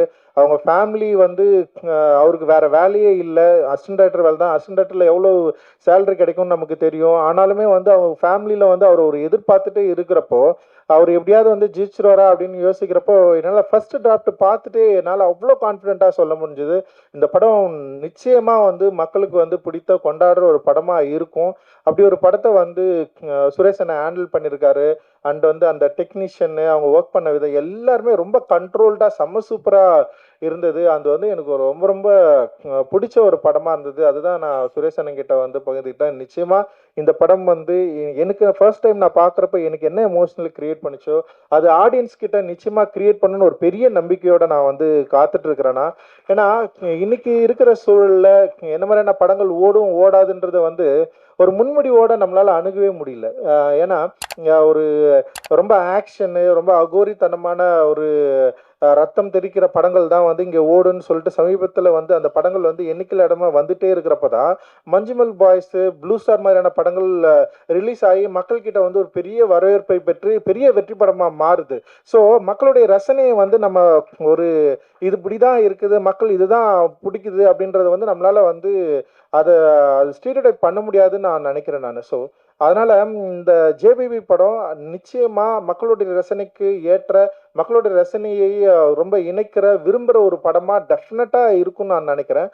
காரணம் இந்த படத்தோட கண்டென்ட் அண்ட் ஆக்டர்ஸ், இந்த படத்தில் நடிச்சிருக்கிற நடிகர்கள் அண்ட் வந்து ரொம்ப இயல்பாக ஒரு படத்தை வந்து நடிச்சிருக்காங்க. குறிப்பாக ரியலிஸ்டிக் படங்கள் வந்து நம்ம வந்து பற்றி பேசுகிறப்போ வந்து ரியலிஸ்டிக் படங்கள் ரொம்ப அடர்த்தியாக இருக்கும், ரொம்ப பொலிட்டிக்கலாக இருக்கும், ரொம்ப சோசியலில் வந்து சோசியலான படங்களே வந்து அதில் இருக்கிற மாதிரியான ரியலிஸ்டிக் படங்களை தான் நம்ம நிறைய பார்த்துருக்கோம். ரொம்ப சிம்பிளாக மனிதர்களோட உறவுகளை அதோட எமோஷனை அதோட வேல்யூவோட பேசுகிற ஒரு படமாக வந்து இந்த ரியலிசம் சினிமா இருக்கும் அப்படின்னு நான் நினைக்கிறேன். ஜேபிபி வந்து ஒரு பக்கா ரியலிஸ்டிக் மூவி. நீங்கள் அந்த படத்தை வந்து எந்த விதமான ஒரு கமர்ஷியல் என்ன சொல்கிறது ஒரு சினிமா ஒரு ஸ்டீரியோடைப்பிக்கான ஒரு இதுக்குள்ளே பொருத்தாமல் ஒரு குடும்பத்தை அப்படியே வந்து நம்ம அதுக்குள்ளே இருந்த அந்த விஷுவல் அந்த படத்தை பார்க்குறப்போ அதோட சேர்ந்து கனெக்ட் பண்ணி அந்த லைஃபோட நம்மளும் இயங்குற மாதிரியான ஒரு திரைப்படத்தை வந்து இந்த டெக்னீஷியன்ஸ் வந்து கொடுத்துருக்காங்க, இந்த ஆக்டர்ஸ் வந்து கொடுத்துருக்காங்க. லைக் வந்து சினிமாட்டோகிராஃபியை பற்றி நான் பேசி ஆகணும். அண்ட் வந்து செம்ம லைவாக இருக்கும், அதோட ஃப்ரேமிங் சென்ஸாக இருக்கட்டும், லைக் அதோட கலர்ஸு ரொம்ப எனக்கு என்னன்னா மஞ்சுமல் பாய்ஸோட வெற்றி வந்து என்னன்னு கேட்டிங்கன்னா அதோட இயல்பு தன்மை தான், ஒரு எளிமை தான். அந்த எளிமையை வந்து மக்கள் வந்து அதை அப்படியே அக்செப்ட் பண்ணிக்கிறது. அதில் வந்து திரைக்கதை பயங்கரமாக இருக்கணும்னு யோசிச்சிருக்க மாட்டான், ரொம்ப சிம்பிளாக இருக்கும். ஒரு ஆக்டருக்கு ஒரு நடிகருக்கு ஹீரோவுக்கு ஒரு சாங்கு இல்லை வந்து அப்படின்னு சொல்லிட்டு எந்த கேரக்டரையும் வந்து தனியாக பிரிக்காமல் ரொம்ப இயல்பாக சிம்பிளாக பண்ணியிருப்பாங்க. ஃபர்ஸ்ட் ஹாஃப் முடிகிறப்ப என்னடா டக்குன்னு முடிஞ்சிச்சுன்னு தோணும். இப்போ செகண்ட் ஹாஃப் முடிகிறப்போ ஒரு கிளைமேக்ஸில் ஒரு சாங் வச்சு நம்ம எல்லாரையும் வந்து பயங்கரமாக கனெக்ட் பண்ணியிருப்பாங்களோ, ரொம்ப சிம்பிளாக இருக்கும். அந்த மாதிரி ஒரு சிம்பிளான படமாக நிச்சயமாக வந்து ஜேபிபி வந்து வந்திருக்கு. எனக்கு எங்கள் அம்மா பார்த்துட்டு என்கிட்ட சொன்னது இதுதான், நீ எட்ட படத்துல இதுதான்டா சூப்பராக இருக்குன்னு எங்கள் அம்மா வந்து சொன்னாங்க. எங்கள் அம்மா ரொம்ப சந்தோஷப்பட்டாங்க. இப்போ அட்டகத்தி படம் பார்த்து முடிச்சோடனே எங்கள் அம்மாவுக்கு அந்த படம் புரிஞ்சுதான்னு கூட எனக்கு தெரியாது. எங்கள் அப்பா தான் சொன்னார், டே என் கதையை எடுத்து நீ படம் ஜெயிச்சிட்டா அப்படின்னு சொன்னார் எங்கள் அப்பா.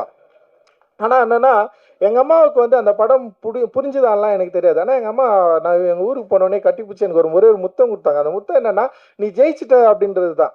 ஏன்னா அம்மா வந்து பிள்ளைங்க ஜெயிக்கிறத பார்க்குறது இருக்குல்ல, அதெல்லாம் எங்கள் அம்மா பார்க்குறது வந்து பயங்கரமான விஷயம். காரணம் வந்து எங்கள் அம்மா படாத பாடே கிடையாது. அவங்க வந்து ஒரு சாதாரண ஒரு குடும்பத்தில் வந்து பயங்கரமான உழைப்பாளி. 24 மணி நேரம் நடந்துகிட்டே இருப்பாங்க. தண்ணி வந்து இவ்வளோ பெரிய குண்டான தூக்கின்னு வருவாங்க. 3 பிள்ளைங்க நாங்கள், ஒருத்தர் கூட வந்து எங்கள் அம்மாவுக்கு ஹெல்ப் பண்ணவே மாட்டோம். நான் வந்து கிரிக்கெட் ஆட போட்டுருவேன், எங்கள் அண்ணனுக்கு எங்கேயாவது போயிடும், என் தம்பி வந்து இப்படி போவான். லைக் வந்து எங்கள் தம்பி வந்து கடைக்கு போனோன்னா போயிடுவான். என் கடைக்கு போனால் வந்து ஏதாவது இது மிட்டாய் கிடைக்கும்ல, ஸோ நான் கடைக்கும் போக மாட்டேன். ஆனால் நான் எப்போ பார்த்தாலும் சும்மா படிக்கிற மாதிரி வந்து பயங்கரமாக வந்து அப்பயே உட்காந்துருப்பேன். அதனால் வந்து எங்கள் அம்மா நீ பரீட்சை கூட இது மாதிரி படிக்க மாட்டேன், எதுடா சும்மா உட்காந்து படிச்சுன்னு இருந்தால் எங்கள் அம்மா வந்து கிண்டல் பண்ணுவாங்க என்ன. ஆனால் எங்கள் அம்மா என்ன பண்ணுவாங்கன்னா எங்களை வந்து இந்த தண்ணி கூட தூக்கிட மாட்டாங்க. போயிட்டு ஊர் தெருவில் போயிட்டு அந்த நல்ல தண்ணி கிணறுன்னு இருக்கும், அந்த கிணறுல போயிட்டு 3 குண்டா பெரிய பெரிய குண்டான தலையில் தூக்கினேன், இடுப்பில் ஒரு குண்டான தூக்கினேன் எங்கள் அம்மா வருவாங்க. பயங்கரம் நான் பார்த்த மிகப்பெரிய வீரன் வந்து எங்கள் அம்மா தான். ஒரு பயங்கரமான பலசாலி எங்கள் அம்மா. அப்படியே அசால்ட்டாக வருவாங்க, அப்படியே என்னெல்லாம் தூக்கி போட்டு மெரிப்பாங்க, ஏதாவது தப்பு பண்ணா அடிச்சு ஓட விடுவாங்க. ஸோ அடிச்சுட்டு உடனே பயங்கரமாக அழுவாங்க. அப்புறம் வந்து ஈவினிங்காக போண்டா இடம் சுட்டு தருவாங்க, இதரா சாப்பிடுங்கடா அப்படின்னு சொல்லிட்டு 3 பேரும் உட்கார வச்சு வந்து. ஸோ எங்கள் அம்மா பற்றிய நினைவுகளை வந்து என் பொண்ணு மகிழினி கிட்ட தான் நான் அதிகமாக பகிர்ந்துருப்பேன். நைட்டு தூங்குறப்போ வந்து என் பொண்ணு வந்து கதை கேட்கும், அப்பா கதை சொல்லுப்பா, யாரை பற்றி கதை, ஆயா பற்றி கதை சொல்லு, ஆயா அவங்களை எப்படி அடிப்பாங்க அதை சொல்லு. ஏன்னா என் பிள்ளைங்களை அடிச்சதே இல்லை என் மகளை. ஸோ எங்கள் அம்மா வந்து அவ்வளோ பாடுகளை சுமந்து. ஸோ அப்பா வந்து குடிப்பார். ஸோ குடிக்கிற அப்பா எப்படி இருக்கும்னு சொல்லிட்டு நமக்கு எல்லாருக்குமே ஒரு இமேஜ் இருக்கும். அண்ட் வந்து எங்கள் அப்பா நிறைய பாசிட்டிவ் இருக்குது, எனக்கு சில கஷ்டமான நினைவுகளும் இருக்குது. ஆனால் எங்கள் அம்மா அந்த கஷ்டத்தை வந்து எங்களுக்கு 1% கூட எங்களுக்கு வந்து கடத்துனதே கிடையாது. அது வந்து அந்த வலியை, அந்த பெயினை வந்து எங்கள் அம்மா வந்து அவ்வளோ வந்து இருந்தாலுமே ஒரு சோகத்தையே எதுவுமே கடத்தாமல் எங்களை வந்து, அதான் சொல்கிறேன், சோறை ஆக்கி போட்டு, கறியை ஆக்கி போட்டு, மீனாக ஆக்கி போட்டு வந்து எங்களை வந்து சாப்பிட சொல்லி ஐயோ நான் பாக்கெட்டில் இட்லி போட்டுன்னு போயிடுவேன். நான் எங்கேயாவது விளையாட ஞாயிற்றுக்கிழமை கிரிக்கெட் விளையாட போகிறப்போ வந்து கறி வாயில் போட்டுன்னு போயிடுவேன். நான் அந்த கறியை மென்று அப்படி அவ்வளோ வந்து எங்கள் அம்மா வந்து நான் வந்து சொல்லிட்டே இருப்பேன். எங்கள் அம்மா நான் ஊர்லேருந்து கிளம்பி வரப்போ எங்கள் அம்மா சொன்ன ஒரே வார்த்தை தான், எப்பா நீ வந்து எப்படியானாலும் வந்து நல்ல பேரை எடுக்கணும், அப்படிதான் எங்கள் அம்மா வந்து சொன்னாங்க. ஸோ எங்கள் அம்மா சந்தோஷப்படுற மாதிரி, எங்கள் அம்மா வந்து மகிழ்ச்சி அடைகிற மாதிரி வந்து என் ப்ரொடக்ஷனில் ஒரு படம் வந்திருக்கு. எங்கள் அம்மா பார்த்து ரொம்ப சந்தோஷப்பட்டாங்க. எங்கள் அம்மாவுக்கு வந்து எல்லா அம்மாவுக்குமா தான், ஒரு தலித் குடும்பத்தில் இருக்கிற அம்மாவுக்கு வந்து ஒரு பிரச்சனை கேட்பா, நீ எங்கே போனாலும் நீ யாருன்னு கேட்டால் சொல்லாதன்னு சொல்லுவாங்க, நீ என்ன கறின்னு சாப்பிட்றன்னு கேட்டு இதெல்லாம் செய்யாதுன்னு சொல்லுவாங்க. ஸோ அதே தான் எங்கள் அம்மா சொல்லி என்னையும் அமிச்சாங்க. நம்ம பேசுறதை பார்த்து எங்கள் அம்மாவுக்கு ரொம்ப பயம் இருக்கும். எப்போ போகிறப்ப, டே ஏன்டா நீ இப்படி ஸ்டேஜில் இப்படியெல்லாம் பேசுகிற, கத்தாதரா, சண்டை போடாதரா யார்கிட்டே, நீ எதுக்குடா இப்படி பண்ணுற, பயமாதரா, வயிற்றுல நெருப்பு கட்டுனுக்கிற மாதிரி இருக்குன்னு சொல்லுவாங்க எங்கள் அம்மா ஒவ்வொரு முறையும். ஸோ அப்பா இறந்ததுக்கப்புறம் அப்பாவே அப்படி தான். ஆனால் எங்கள் அப்பாவுக்கு வந்து ரொம்ப பெருமை. என் ஃபோட்டோ எப்போ ஏதாவது வந்து தினத்தந்தில் எதெல்லாம் வந்ததுன்னு வச்சுக்கேன், அதை கட் பண்ணி எடுத்து போய்ட்டு அவர் ஆஃபீஸில் எல்லாம் போட்டு கடவுள் பயங்கரமாக பண்ணுவார். என் பையன் இப்படி பேசுகிறான் அப்படி பேசுகிறான்னுவார், அதெல்லாம் பண்ணுவார். ஆனால் கடைசி காலத்தில் அப்பா வந்து ஹாஸ்பிட்டலில் இருக்கிறப்போ எனக்கு வந்து அப்போ ராஜராஜன் சொன்ன இஷ்யூவில் வந்து எனக்கு வந்து இந்த பெயில் கிடைக்கிறதுல கொஞ்சம் போயிட்டு இருந்தேன். அந்த டென்ஷனில் அப்பா இருந்தார். அப்போ அப்பா மூக்கில் இதெல்லாம் வச்சுட்டு இருந்தாங்க. அப்போ வந்து அவருடைய அப்பயும் என்ன பண்ணுறாருன்னா வந்து டிவியில் பார்த்துட்டு இருக்காரு. அப்பா அப்போலோவில் வந்து இருக்கிறாரு, டிவியில் பார்த்துட்டு இருக்காரு. எனக்கு பெயில் வந்தது வந்து அதில் பார்த்துருக்காரு போல்.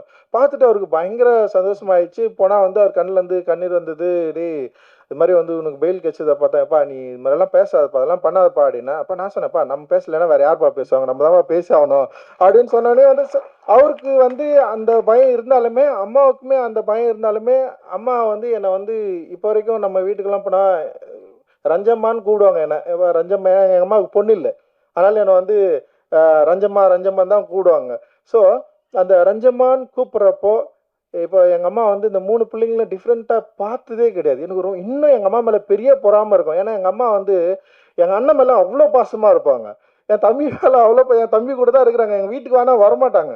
இங்கே வந்தாங்கன்னு வச்சிங்களேன், ஒரு நாள் இருப்பாங்க, 2 நாள் உடனே ஓடுறாங்க. வேலை இருக்குதுடா, நான் போகிறேன், என்னம்மா வேலை இருக்குது உனக்கு அப்படின்னு நான் கேட்பேன். நான் இன்றைக்கி போயிட்டு வந்து அங்கே வீட்டில் வந்து ஒரு லைப்ரரி கட்டணும்னு நான் சொன்னேன். எங்கள் அம்மா தான் அந்த இடம்லாம் க்ளீன் பண்ணி மண்ணு போட்டு, எப்போ மண்ணு போட்டுட்டாடே காசு அனுப்புடா அப்படின்னு ஸோ இந்த மாதிரி அம்மா வந்து என்னோட அம்மா இருக்காங்கல்ல, அந்த அம்மாவை லைக் வந்து ஜேவிபியில் வந்து அந்த மாதிரி ஒரு அம்மாவை நம்ம பார்க்குறப்போ வந்து பல இடங்களில் வந்து எனக்கு வந்து எமோஷ்னல் ஆச்சு. ரொம்ப சிம்பிளாகவே எமோஷ்னல் ஆகிற ஒரு ஆள் தான் நான். ஏன்னா எங்கள் அப்பா வந்து டிவி பார்த்துன்னு இருக்கிறப்போ வந்து தங்கச்சி பாசம் வந்துச்சுன்னா எங்கள் அப்பாவுக்கு தொண்டையெல்லாம் ஒலிக்கும், அப்படியே அழுவார், கண்ணீராக ஊற்றும், தேம்பி அழுவார். நாங்களாம் பயங்கரமாக உட்காந்து சிரிச்சுட்டு இருப்போம். ஸோ அந்த டைமில் நமக்கு புரியாதுல்ல, டிவி பார்க்குறப்போ ஒரு அம்மாவை பற்றி வரப்போ இல்லை வந்து தங்கச்சியை பற்றி வரப்போ ஒரு எமோஷ்னல் பயங்கரமாக ஒர்க் ஆகும் எங்கள் அப்பாவுக்கு. ஸோ அந்த மாதிரி நான் இப்போ இந்த படங்கள்லாம் பார்க்குறப்போ உட்காந்து நான் அழுதுன்னு இருக்கிறேன் நான். இப்போ தான் எனக்கு தெரியுது. ஸோ வந்து படங்களில் இருக்கிற அம்மாக்களில் இந்த கதாபாத்திரங்கள் வந்து எப்படி வந்து மனிதர்களோட வந்து ஒன்றி போகுது, அது வந்து எவ்வளவு பயங்கரமாக வந்து எமோஷனலை வந்து கொடுக்குது அப்படின்றத வந்து ஜேபேபி படத்து மூலமாக நான் பயங்கரமாக வந்து என்ஜாய் பண்ணேன். இந்த என்ஜாய்மெண்ட் டெஃபினட்டாக உங்களுக்கு வந்து கிடைக்கும் அப்படின்னு நான் நினைக்கிறேன். ஸோ ஏன்னா இன்றைக்கி ஒரு டேர்ம் உருவாயிடுச்சு, இந்த மாதிரியான படங்கள் யார் பார்ப்பாங்க, இந்த மாதிரி படங்களுக்கு என்ன ரசிகர்கள் இருக்கிறாங்க. இப்போ ஓடிடி தளங்களே இந்த மாதிரி படங்களை வாங்குறதுக்கு பயங்கரமாக யோசிக்கிறாங்க. அவங்க சொல்கிறது என்னென்னா, எங்களுடைய ரசிகர்கள் வேறு, எங்களுடைய ரசிகர்கள் வந்து இந்த மாதிரியான படங்களை வந்து பார்க்க மாட்டாங்க. அவங்க வந்து ஒரு முன்முடிவோடு இருக்கிறாங்க. எனக்கு ரொம்ப ஆச்சரியமா இருக்குது. ஒரு சினிமாவை எப்படி வந்து இவங்க முன்முடிவோடு அணுகுறாங்க, எப்படி இந்த படங்களை இவங்க பார்க்க மாட்டாங்க. அதாவது முன்னாடி இப்போ அட்டகத்தி படம் பார்த்துட்டு நிறைய பேர் ஃபர்ஸ்ட் படம் பார்த்துட்டு நிறைய பேர் படம் பிடிக்கலன்னாங்க, வேணானாங்க. அதுலேருந்து வந்தவன் தான் நான். அட்டகத்தி படத்தின் மூலமாக தான் நான் இவ்வளோ தூரம் வந்து நின்றுட்டு இருக்கிறேன். பல பேருக்கு பிடிக்கல படம். அந்த மாதிரி இன்னைக்கும் வந்து நிறைய பேர் என்ன பண்றாங்கன்னா, அவங்களுடைய ரசனைகள் அப்படின்றது, மக்களுடைய ரசனை இப்படிதான், இந்த மாதிரி இருக்காது, இந்த படங்கள்லாம் பிடிக்காது, இந்த மாதிரி படங்களை வந்து பார்க்க மாட்டாங்க. இன்னைக்கு வந்து வேற ஒரு டைமாக மாறிச்சு. இன்னைக்கு இருக்கிற யங்ஸ்டர்ஸ் வந்து இந்த மாதிரியான படங்கள் வந்து அவங்களுக்கு பிடிக்காது அப்படின்ற இடத்துல வந்து ஜேபேபியும் அந்த மாதிரியான பிரச்சனையை வந்து ஹேண்டில் பண்ணிட்டு இருக்கு. ஆனால் நான் ஷூராக சொல்கிறேன், டெஃபினட்டாக அந்த முன்னுரிகளை உடைச்சி இந்த படம் வந்து மக்களுக்கு பிடித்த மிக முக்கியமான சினிமாவாக மாறும் அப்படின்னு நான் நம்புகிறேன். காரணம் வந்து ஊர்வசி அம்மாவோட ஆக்டிங். சரி, அவங்கள பற்றி நம்ம வந்து நிறைய படங்களை பார்த்துருக்கோம். இந்த படத்தில் அவங்க வந்து ரொம்ப பயங்கர இயல்பாக இருக்கிறாங்க. எனக்கு ரொம்ப ஆச்சரியம், ஒரு சென்னை ஸ்லாங்கை எப்படி இவங்க இயல்பாக இப்படி பேசியிருக்காங்க. அந்த சென்னை மனிதர்களுடைய சுவாபம், அந்த உடல், அந்த பாடி லாங்குவேஜ், அவங்க பேசுறது, அந்த வார்த்தைகள், அந்த வார்த்தைகளோட உச்சரிப்பு அவ்வளோ அற்புதமாக, அவ்வளோ பர்ஃபெக்டாக இருந்தது. ஒரு ரியலாக சென்னையில் இருக்கிற ஒரு ஒரு ஒரு பாட்டியை, ஒரு அம்மாவை, எங்கள் அம்மா பேசுகிற நிறைய வார்த்தைகள் இந்த படத்தில் நீங்கள் வந்து பேசியிருக்கீங்க. சுரேஷனோட அம்மா பேசுகிற வார்த்தைகளை நிறைய நீங்கள் வந்து பேசியிருக்கிறீங்க. அவ்வளோ இயல்பாக இருந்தது.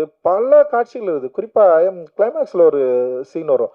இவங்க என்ன பண்ணுவாங்கன்னா, ஒரு நீதிமன்றத்தில் வந்து உட்காந்துருப்பாங்க. அப்போ வந்து வெளியே உட்காந்துங்கிறப்போ வந்து, பா கொஞ்சம் பானிபூரி வாங்கினேன்னு சொல்லிட்டு சொன்னோடனே இவன் தினேஷ் ஓடி போய் வாங்கிட்டு வருவான். வந்து கொஞ்சம் சாப்பிட்டு முடிச்சோடனே உடனே, பா அந்த சோளம் கொஞ்சம் வாங்கினேன், திரும்ப எழுந்து ஓடுவானுங்க. அப்புறம் திரும்ப ஒன்று கேட்குறப்ப வந்து தினேஷை யாரோ கேட்பாங்கன்னு நினைக்கிறேன், மா என்னம்மா நீ சும்மா ஏதாவது கேட்டுனே இருப்பியா அப்படின்னு சொன்னோடனே உடனே அம்மா சொல்லுவாங்க, டேய் நீங்கள் குழந்தையா இருப்போ நீங்கள் கேட்டதெல்லாம் நான் வாங்கி கொடுத்தேன்ல, என்னைக்காவது நான் வந்து ஏடா நீங்கள் சும்மா கேட்டுன்னு நான் சொன்னேன்னா, இன்னைக்கு அம்மா நான் கேட்குறேன் போய் வாங்கினாங்கடா அப்படின்னுவாங்க. ஸோ அம்மாக்கள் குழந்தையாகிற தருணம் இருக்குது இல்லை, அம்மாக்கள் குழந்தையாகிற தருணம் அது. ஏன்னா தான் பெத்த பிள்ளைகளை வந்து குழந்தையா பார்த்து பெரியவனா ஆனதுக்கப்புறம் எல்லா அம்மாக்களும் குழந்தையா மாறுறாங்க. அந்த குழந்தையா மாறுற அம்மாக்களை வந்து நம்ம கவனிக்காம விடுறோம் அப்படின்னு நான் நினைக்கிறேன். அந்த குழந்தையாகிற அம்மாவை அவ்வளவு தத்ரூபமாக அச்சு அசலாக வந்து ஒரு பிரதி எடுத்து அந்த காட்சி, நான் அந்த சீன் வந்து ஆக்சுவலி ஒரு காமெடி சீனு, அதை பார்த்தோன்னே பயங்கர எமோஷனல் ஆகிட்டேன். இப்படி வந்து இப்படி ஒரு சீனை வந்து இவரால் வந்து வைக்க முடிஞ்சது. அந்த யோசனை இருக்குல்ல, பயங்கரமான யோசனை. அம்மாக்கள் குழந்தையாகிற தருணம், அந்த குழந்தையாகிற தருணத்தை நம்ம சரியாக புரிஞ்சுக்கிட்டு அம்மாக்களை கரம் பிடித்து நம்ம வந்து அழைத்து செல்ல வேண்டிய ஒரு வேலையை, ஒரு விஷயத்த வந்து இந்த படம் வந்து பயங்கர சாலிடாக பேசியிருக்கு. அதில் வந்து அந்த ஊர்வசியமோட ஒர்க் பயங்கரமாக இருந்தது. தினேஷ், அந்த மாறன் அண்ணா வந்து தினேஷோட ஆக்டிங் ரொம்ப இன்ட்ரெஸ்டிங்காக இருந்தது. இந்த மாறன் அண்ணா வந்து நிறைய காமெடியாக நடிச்சிட்டு இருந்தவர். அண்ட் இந்த படத்தில் வந்து ஒரு கேரக்டர் ஆர்டிஸ்டாக அவ்வளோ அற்புதமாக பண்ணியிருக்காரு. ஒரு புதிய ஒரு நடிப்பு பயணத்தை வந்து இந்த படத்தில் வந்து அவர் தொடர்றாரு அப்படின்றத வந்து நான் ரொம்ப பெருமையாக நான் வந்து சொல்லிக்கிறேன். அண்ட் வந்து இதில் நடிச்சிருந்த எல்லாருமே வந்து பானு பயங்கரமாக பண்ணியிருந்தாங்க. அண்ட் வந்து மெலடி ரொம்ப நல்லா பண்ணியிருந்து, அந்த இவங்க எல்லாருமே வந்து நல்லா பண்ணியிருந்தாங்க. மியூசிக் வந்து ரொம்ப சிம்பிளாக, சந்தோஷ் நாராயணுக்கு எப்படி வந்து ஒரு அட்டகத்தி வந்து ஒரு ரொம்ப சூப்பரான ஒரு தொடக்கமாக இருந்ததோ, அதே மாதிரி வந்து பிரிட்டோவுக்கு வந்து இந்த படம் வந்து நிச்சயமான ஒரு தொடக்கமாக இருக்கும். அண்ட் எடிட்டர் எல்லாருமே, ராம் ஆர்ட் டைரக்டர் ரொம்ப எமோஷ்னலாக பேசினா, அவனை பார்த்தாலே ஒரு முரடன் மாதிரி இருக்கிறான். ஆனால் வந்து அவ்வளோ ஒரு எமோஷ்னலை வந்து அவனுடைய உடம்புக்குள்ள வந்து வச்சிருக்கான் ஏகன். அண்ட் வந்து இதில் ஒர்க் பண்ண எல்லாருக்குமே வந்து என்னுடைய மிகப்பெரிய நன்றிகள். அண்ட் இதுக்கு பெரிய சப்போர்ட்டாக இருந்த அதித்தி ஆனந்தை பற்றி நான் பேசி ஆகணும். அண்ட் வந்து அதித்தி வந்து காலா படத்தின் மூலமாக என்னை ரொம்ப பிடிச்சி போயிட்டு அவங்க வந்து என் கூட வந்து சேர்ந்து படம் பண்ண வந்தாங்க. தனுஷோட படத்தை வந்து அவங்க ப்ரொடியூஸ் பண்ணியிருந்த ஒரு ப்ரொடியூசர். அவங்க ஹிந்தியில் பாலிவுட்டில் வந்து நிறைய படம் பண்ணியிருக்காங்க. அண்ட் வந்து அவங்க என் கூட சேர்ந்து ஒர்க் பண்ணுன்னு சொல்லிட்டு வந்ததுக்கப்புறம் ஒரு 5 படம் பண்ணலான்னு சொல்லிட்டு பிளான் பண்ணோம். அந்த 5 படத்தில் வந்து சுரேஷ் அண்ணா படமும் இருந்தது. அண்ட் அந்த படத்தை வந்து அவங்க அந்த கதை கேட்டு அந்த ஒர்க் பண்ணி இவ்வளோ நாள் சப்போர்ட்டிவாக இருந்து இன்னைக்கு வந்து இந்த படத்தை ரிலீஸ் ஆகிறதுக்கு மிகப்பெரிய சப்போர்ட் பார்த்தீங்களா Aditi Anand and Vista Vision அபய்க்கும் இந்த டைமில் வந்து நான் பெரிய நன்றி தெரிவிச்சுக்கிறேன். பெரிய பெரிய சப்போர்ட்டிவாக அவங்க இருந்திருக்காங்க எங்களுடைய எல்லா. ஏன்னா விஸ்டாவுக்கெல்லாம் பார்த்தீங்கன்னா அங்கேருந்து யார்கிட்ட கேட்பாங்களே ரஞ்சித் மாதிரி ஒரு ஆள் கிட்ட வந்து ஒர்க் பண்ணணும் அப்படின்னு கேட்குறப்போ இங்கே என்ன பண்ணிட்டாங்கன்னா ஒரு ஆள் சொல்கிறார் ரஞ்சித் கூடலாம் சேர்ந்து ஒர்க் பண்ணாதீங்கன்னுலாம் சொல்லிட்டாங்க. இங்கே இண்டஸ்ட்ரியில் நிறைய பேர் வந்து நமக்கு எதிராக நிறைய கருத்துக்களோடு இருக்கிறாங்களே. இப்போ அவங்க என்ன பண்ணிட்டாங்கன்னா ரஞ்சித் கூடலாம் சேர்ந்து ஒர்க் பண்ணாதீங்க, இது வந்து கொஞ்சம் பிரச்சனையாக மாறும் அப்படின்னு சொன்னதுக்கப்புறமும் மீறி விஸ்டாவிஷன் வந்து என் கூட வந்து அதித்தி ஆனதோட சேர்ந்து வந்து என் கூட வந்து நிறைய படம் ஒர்க் பண்ணுங்க, இன்னும் நிறைய படம் என் கூட வந்து ஒர்க் பண்ண அவங்க தயாராக இருக்கிறாங்க. அண்ட் டிசைன் பிரத்தோல் வந்து ரொம்ப சூப்பராக பண்ணிட்டு இருக்காரு. அண்ட் எவ்ரி டெக்னீஷியன்ஸ் ஒர்க்கர்ஸ் எல்லாருமே வந்து அவங்களோட பெஸ்ட் ஒர்க் வந்து இதில் வந்து கொடுத்துருக்காங்க. நிச்சயமாக இது வந்து மக்களுக்கு பிடித்த, ஊடகங்களுக்கு பிடித்த, எல்லாருக்குமே பிடித்த ரொம்ப அற்புதமான ஒரு எமோஷனலான படமாக இது இருக்கும் அப்படின்னு நினைக்கிறேன். உங்களை நாங்கள் மீண்டும் சந்திக்கிறோம். அண்ட் இது தொடர்ந்து உறுதுணையாக இருக்கிற அந்த விளம்பரத்தில் வந்து உறுதுணையாக இருக்கிற வந்து நம்ம பீட்ரூட்டும் அண்ட் வந்து குணாவுக்கு வந்து நாங்கள் எந்த மேடையிலும் நன்றி சொல்கிறதே இல்லை. பிஆர்ஓ குணா அண்ட் அவருடைய தம்பிகளுக்கு வந்து என்னுடைய மிகப்பெரிய நன்றியும் மகிழ்ச்சியும் நான் தெரிவிச்சுக்கிறேன். எல்லாரும் சொல்கிறேன். கவிதாவுக்கு வந்து ரொம்ப நன்றி. அவங்களுடைய அடைமொழியில் வந்து எல்லாரும் வந்து அற்புதமாக அவங்க வந்து எல்லாரையும் இன்வைட் பண்ணுறது. அண்ட் இந்த படத்தை எங்களோட சேர்ந்து ரிலீஸ் பண்ணுற சக்தி ஃபிலிம் ஃபேக்ட்ரிக்கு வந்து இந்த இடத்துல வந்து நன்றி தெரிவிச்சுக்கிறேன். காரணம் வந்து ப்ளூ ஸ்டார் அப்படின்ற வெற்றி படத்தை தொடர்ந்து நம்ம தொடர்ந்து இயங்கலான்னு சொல்லிட்டு இந்த படத்து மேலே பெரிய நம்பிக்கை வச்சு, என் மேலே பெரிய நம்பிக்கை வச்சு இந்த படத்தை வந்து March 8 வந்து நம்ம வந்து ரிலீஸ் பண்ணுறோம். அண்ட் அவங்க வந்து ஒரு பெரிய சப்போர்ட்டிவாக இருந்தாங்க. அண்ட் சக்திவேலனுக்கு வந்து என்னுடைய மிகப்பெரிய நன்றிகள். March 8 வந்து மகளிர் தினத்தை முன்னிட்டு இந்த படத்தை வந்து ரிலீஸ் பண்ணுறோம். அண்டு எல்லாருமே உங்களுடைய அம்மாக்களோட வந்து இந்த படத்தை பார்க்கணும் அப்படின்னு சொல்லிட்டு நாங்கள் வந்து வேண்டுகோள் வைக்கிறோம். குறிப்பாக இந்த படம் தியேட்டர் அனுபவத்துக்காக எடுக்கப்பட்டது. தியேட்டரில் நம்ம எல்லாரும் ஒன்று கூடி தியேட்டரில் வந்து அந்த படத்தை பார்த்து நம்முடைய உணர்வுகளை, சந்தோஷத்தை பகிர்ந்துக்கணும், கொண்டாடணும் அப்படின்ற விருப்பத்தோடு எடுக்கப்பட்ட படம். நிச்சயமாக நீங்கள் எல்லோரும் தியேட்டரில் வந்து இது வந்து படம் பார்க்கணும். உங்களுக்கு விருப்பமான தியேட்டர்களில் இந்த படம் வந்து ரிலீஸ் ஆகும். நீங்கள் வந்து வரணும், பெரிய ஆதரவை எங்களுக்கு தரணும். தொடர்ந்து நல்ல சினிமாக்களை தமிழ் சினிமாவில் தொடர்ந்து எடுக்கணும் அப்படின்றது தான் எங்களோட விருப்பம். உங்களுடைய பெரிய ஆதரவுக்கும் பெரிய வாழ்த்துக்களுக்கும் பெரிய நன்றி. மகிழ்ச்சி. ஜெய் பீம். தேங்க்யூ.